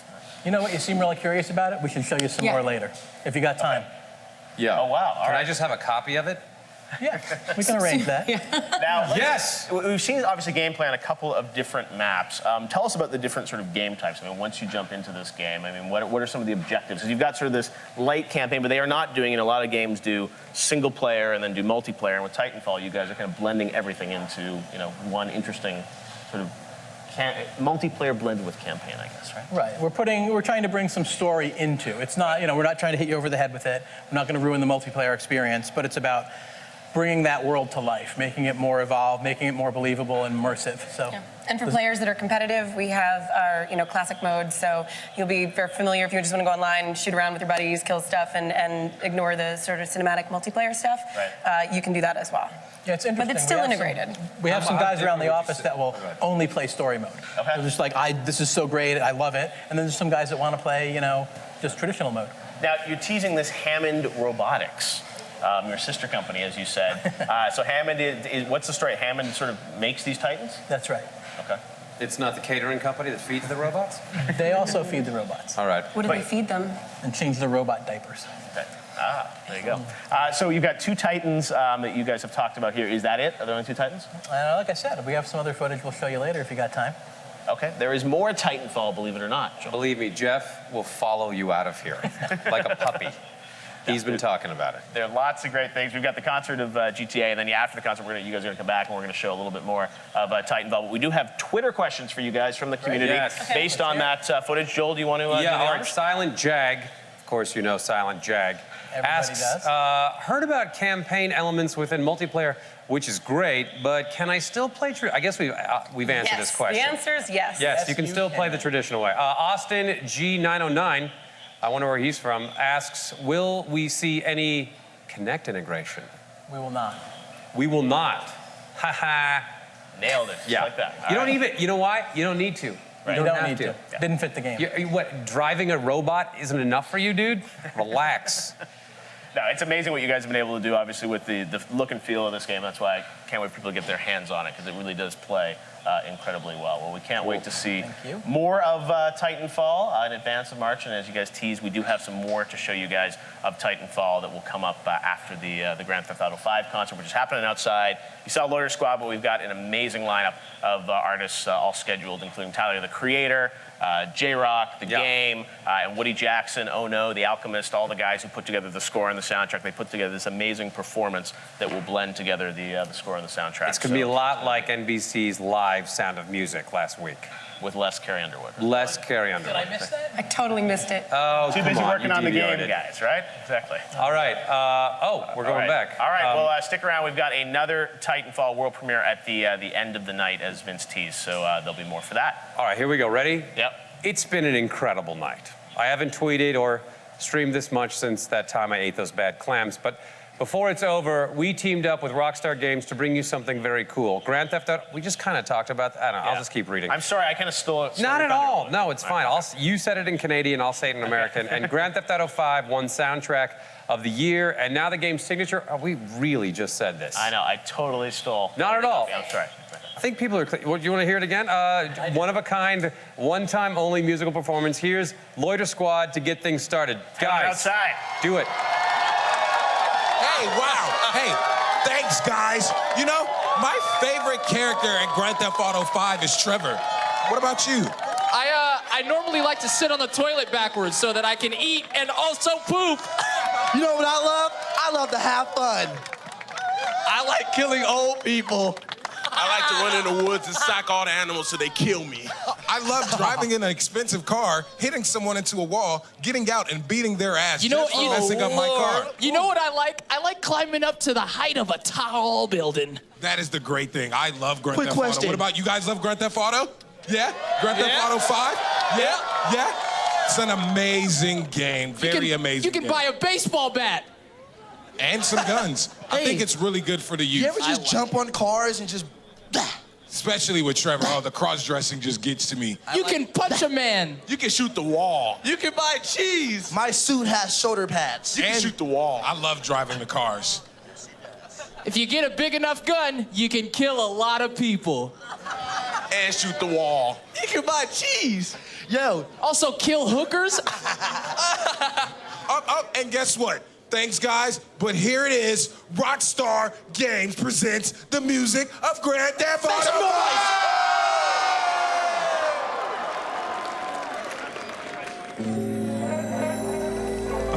Chill. Long time. Make some noise!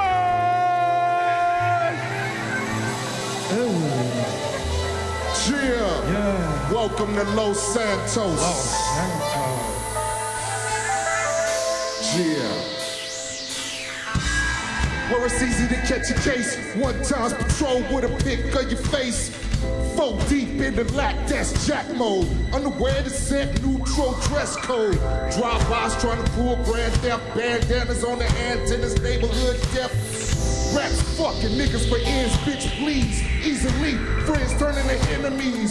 Trying to check a couple dollars, but it ain't long. Jealousy is shots if the weight wrong. Stay strong, die well. Growing up in the hoods, no fairy tale. It's Fat City, K-Chop Tale.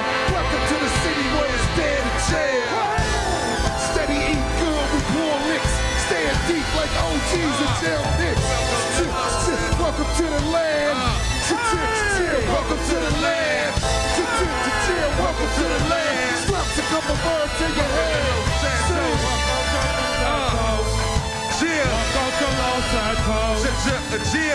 to Los Santos. Welcome to Los Santos. Yeah, where it's easy to get some weight. Hop in the stolen whipping, I take you straight to the place. That Grand Theft and robbery man straight on my face. A cold bastard, closed casket, seal my face. But it's almighty dollar.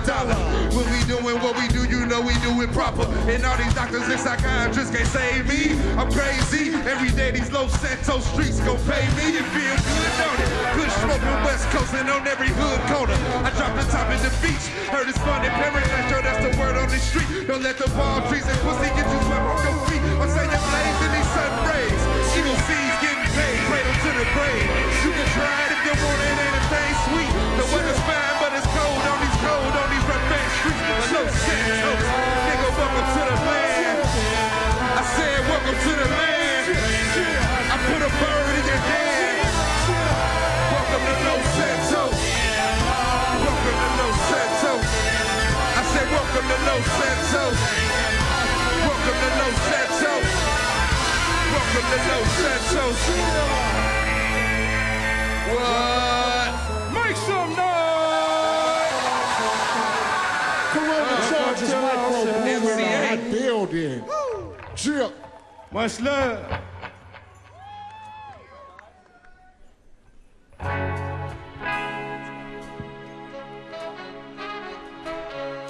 Hey.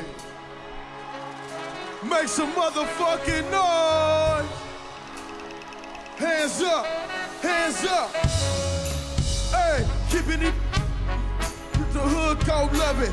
You ain't gotta like it cause the hood gon' love it. Watch a young nigga show his ass out public. I got the whole block bumping. You ain't gotta like it cause the hood gon' love it. You ain't gotta like it cause the hood gon' love it. Watch a young nigga show his ass out. Now, you know what this is. Tell him it's a celebration, bitches. Where the barbecue pits and a mini bike. Mini skirts in the season, a Miller Lite. Domino tables, who got big six? Where I'm from, we do concrete backflip. Flip, flop back. To the ghettos where I bring hip hop back. Real niggas niggas love me, they tell me keep it pushing. The only niggas be from Wayside and Central Bookings, county jails and them lockdowns up north. Said I should have it in Scarface, pass the torch. That's how they feel, Jack. But there's more than rap. This that project haircut in the cul-de-sac. This is where Jose from to the quotas at. Reach a quarter whenever I put a quarter to track. Hey, keeping it G ain't nothing. You ain't gotta like it cause the hood gon' love it. You ain't gotta like it cause the hood gon' love it. Bunch of young niggas short ass up calling. Hey, I got the whole block pumping. You ain't gotta like it cause the hood gon' love it. You ain't gotta like it cause the hood gon' love it. Bunch of young niggas short ass up calling. Hey, I got the whole block pumping. You ain't gotta like it cause the hood gon' love it.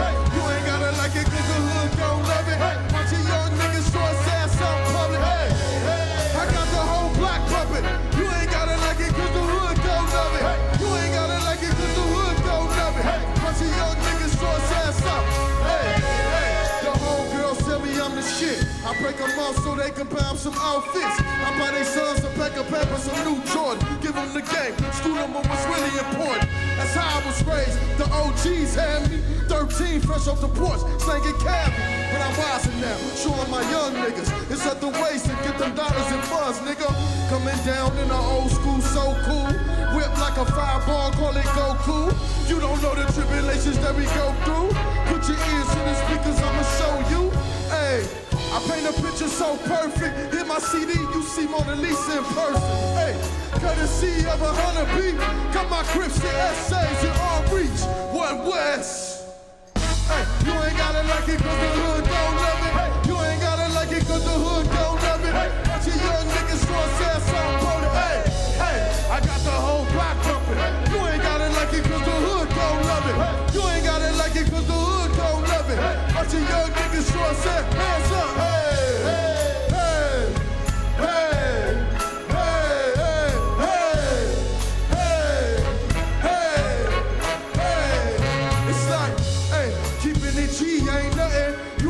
Like it cause the hood gon' love it. You ain't gotta like it cause the hood gon' love it. Watch a young nigga show his ass on public. I love y'all.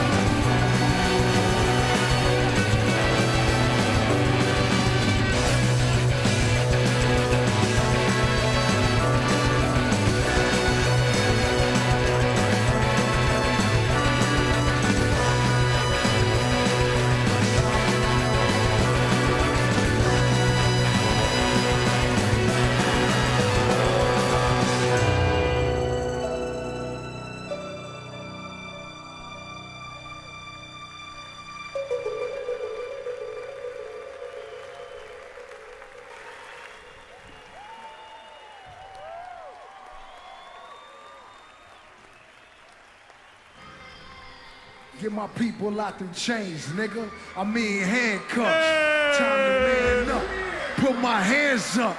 Fuck you saying, bruh? Cause I'm a black man in the phantom. Or is it cause my window tinted car cost 300,000 and I blow endo in it? You mad cause your daughter fuck with me on spring break? Well, I'ma fuck her to the spring break. Yeah! Roll another one cause I'm winning. In my photo, looking real photogenic. Gentlemen are tight, in glass they want fire. I'm in the class of my own, my teacher got fire. Money getting long, pussy rate keep rising. Versace outfit, coffee 3,000.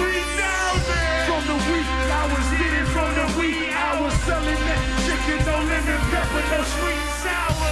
First you get the power, then you get respect. I'm getting so much money I can buy you big. Take it how you want it, if you want to take it. I like clubs where all the women working naked. Fell in love with a waitress, what the fuck I'm thinking? Bought that hoe a ring, it was for a big. That's pimpin', that shit. Got a it costs more than your ring. Fuck y'all mad at me for? Got a black card and a black friend and a white bitch in Idaho. Do the same thing in Montana. Got a thick bitch in Atlanta. Got a red bone in the shot. That's 2 chains, 200 rats, no lie too. Alleluia. Back to rumble in the jungle in these new Kanye. Alleluia. What? My lawyer threw them drugs on me. My belt got 2 C's on it. My back got 2 C's on it. My torn shoulder got D's on it. Whoa. Free big leaves, free pussy, SC murder. Like New Orleans, like Baltimore, Cutter County, SC murder. And my ARC murder. That's beef, nigga, no banging. I'm insane and you do the same. Nigga better sit on it. Got coach swimming in the class. Bitch, go to the own. Got coach selling his hoes.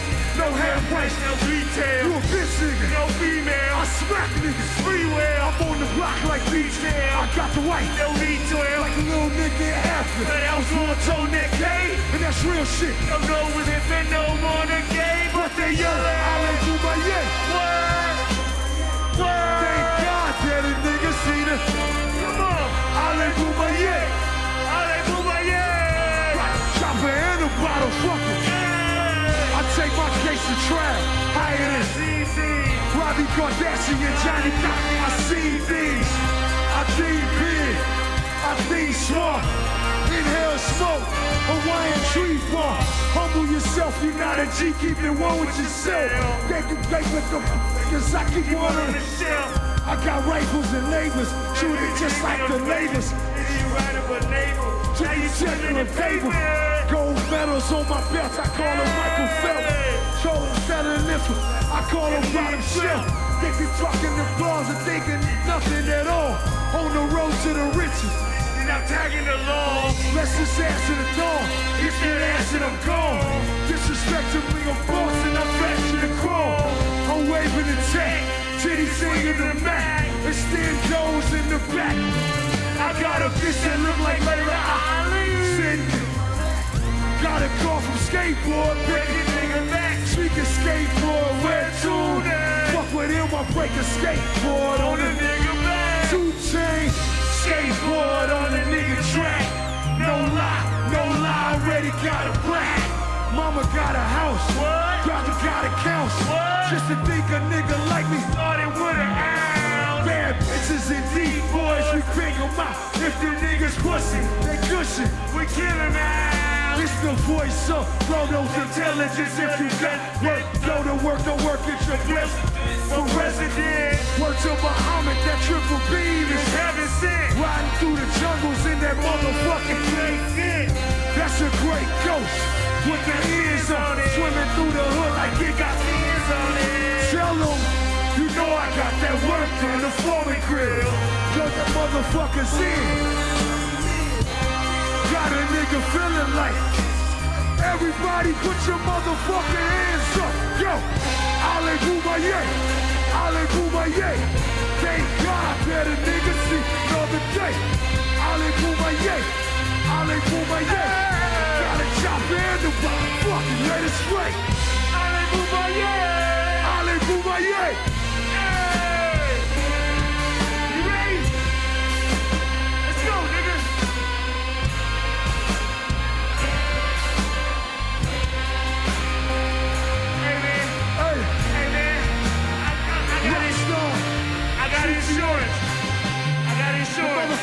Alchemist, the game.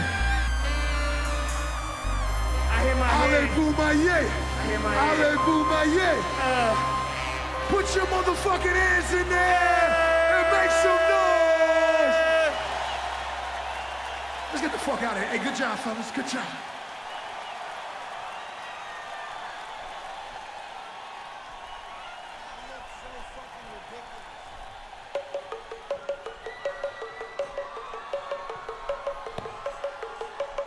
Hello, I'm a salesman, sort of giant. I sell Molly and Mary and other various items. One time, one guy came to where I'm residing, and I didn't invite him. So instead, trying to fight him, I got violent. Long story short, he's not breathing. For some reason, I liked it, and it was really exciting. Couldn't stop the addiction, and the irony is, a couple junkies were missing, and I know right where they're hiding. Dope in the back, pretty bitch on my side. I sell dope in the back. If you try to get high, dope in the back. Pretty bitch on the side. I sell dope in the back. If you try to get high, I got the dope in the back. Pretty bitch on the side. I got dope in the back. If you try to get high, I sell the dope in the back. Pretty bitch on the side. I sell dope in the back. If you try to get high.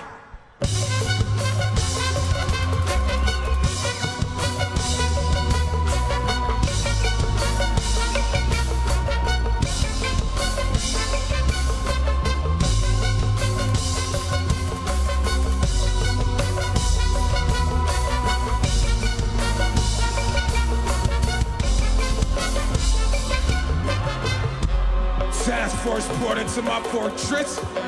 Found some lipstick, a couple corpses, bodies and hotties, and we was raging. I'm gauging a shotty. Hit so many bitches, I was pimping like Scotty and They found a couple portraits on the porch. Hope they don't check up under the floor. It's bodies and hotties, and we was raging. I'm gauging a shot. Hit so many bitches, I was pimping like Scotty. I'm a bull. Red pissed me off like that lipstick position when she kissed me. So I bit them off, they was too soft. I'm a blood also known for leather skin, cotton leather and wools. And most people like flying kites, ride bikes in the woods, making cake cause it's good. I mean I would if I could, but I like playing dress up and make smell. Sorry I won't fess up, you aren't getting your kids back. Cause I got the dope in the back, pretty bitch on the side. I saw dope in the back, if you try to get hot. Got the dope in the back, pretty bitch on the side. I sell dope in the back. If you try to get high, throw the dope in the back. Pretty bitch on the side. I sell dope in the back. If you try to get high, throw the dope in the back. Pretty bitch on the side. I sell dope in the back. If you try to get high, nigga. What's in my trunk? White girl.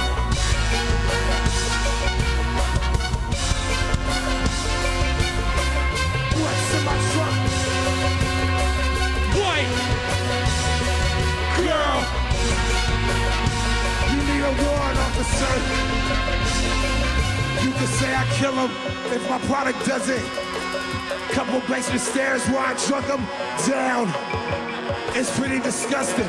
Bring across your face, I leave you permanently blushing.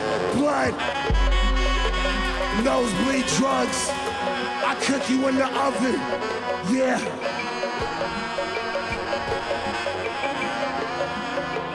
Drums.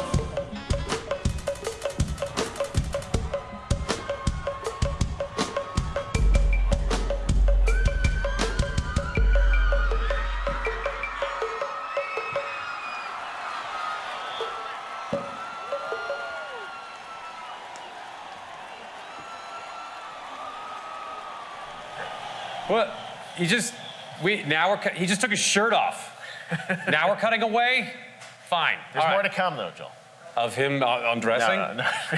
We That's did later. it, by the way. Yeah. 3 hours of nonstop game binging, over 25,000 tweets, 14 world premieres, 3 exclusive demos, only 2 accidental on-set deaths, and 1 very, very full, very chafy adult diaper. Geoff, what a night.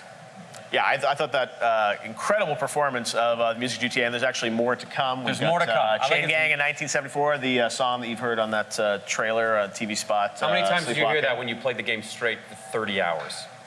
Not that many times, really. Really? No, it was a great. Yeah, no, it was one of those things where it's like they're the radio stations, but so much music, right? And we only got a little sample of it tonight, but it was really cool to see that. So we got more of that coming up. And this was the first year of VGX, and we built the show with your feedback in mind. We've been reading a lot of feedback from the fans online about what what they like us to change, and we definitely want to make sure that people love the games. What's great about Twitter is that they don't criticize anything.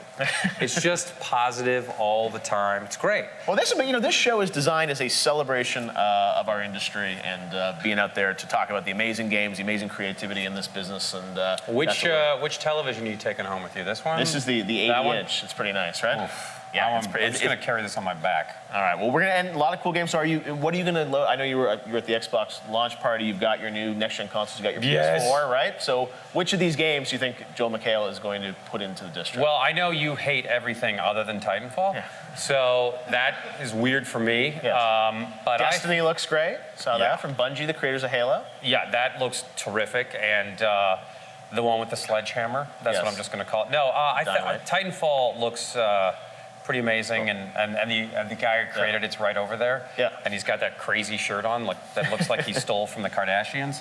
Yeah. So I'm afraid he's going to throw something at me if I don't say Titanfall.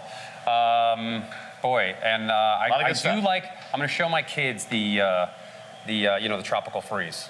Donkey Kong, yeah, Cranky Kong with the cane. Yeah, I really like that. That was great. Awesome. Well, cool. How about you? How about you, mister? No, I mean, I think all the same stuff you said. Name one game that you're going to play, other than all of them, and you like them all. No, they all. Have you ever not liked a game? Have you ever gone on record of saying, I don't like this game? Yes, there have been some games that have not been very good. Really? Yes. A lot of them disappoint, and they're not nominated here tonight. That's this is only the finest. Only the finest, the best of the best. Well, Joel, it's been awesome to have you kind of hang out with us. Thank you for... We go way back, 3 hours ago. Yes, well, it's great to have... we appreciate you coming by. You are one of Toronto's finest. Oh, thank you, Joel. And you definitely have taken way less drugs than your mayor. Yes, Rob Ford, not our best example of Toronto. All right, well, but before we go, Joel, we're chit-chatting here, but we have more exclusive stuff. Yes, from your favorite game, because you don't like anything else. A lot of people are excited about that game. Titanfall, Vince and Abby teased it, because, surprise, surprise, there's another class of Titanfall. Let's take a look at this new video from Hammond Robotics. Check it out. World premiere.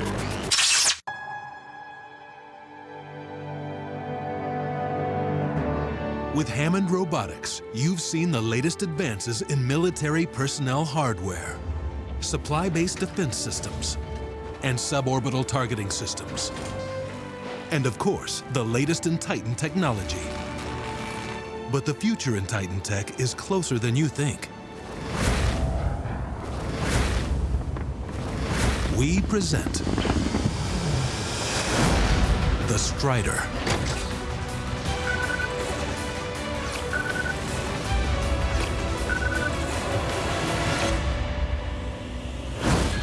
What you are now watching is a live feed of Strider tests being done at this very moment. Range secured. Strider 1 standing by. Control transferring to pilot. All systems online. As you can see, the Strider outperforms all other Titans in speed, acceleration, and agility. Stand by. Unknown contact detected. Militia inbound. Cut the signal. I can't. Warning. Hostile Titanfall incoming. Solid copy. Strider 1 en route. Warning. Multiple threats attacking. Dash core activated. Target acquired. Enemy pilot closing fast. Watch it. Got him. Health system slow. Strider 1, proceed north to exit. Copy, disengaging. Second Titanfall detected. Get out now.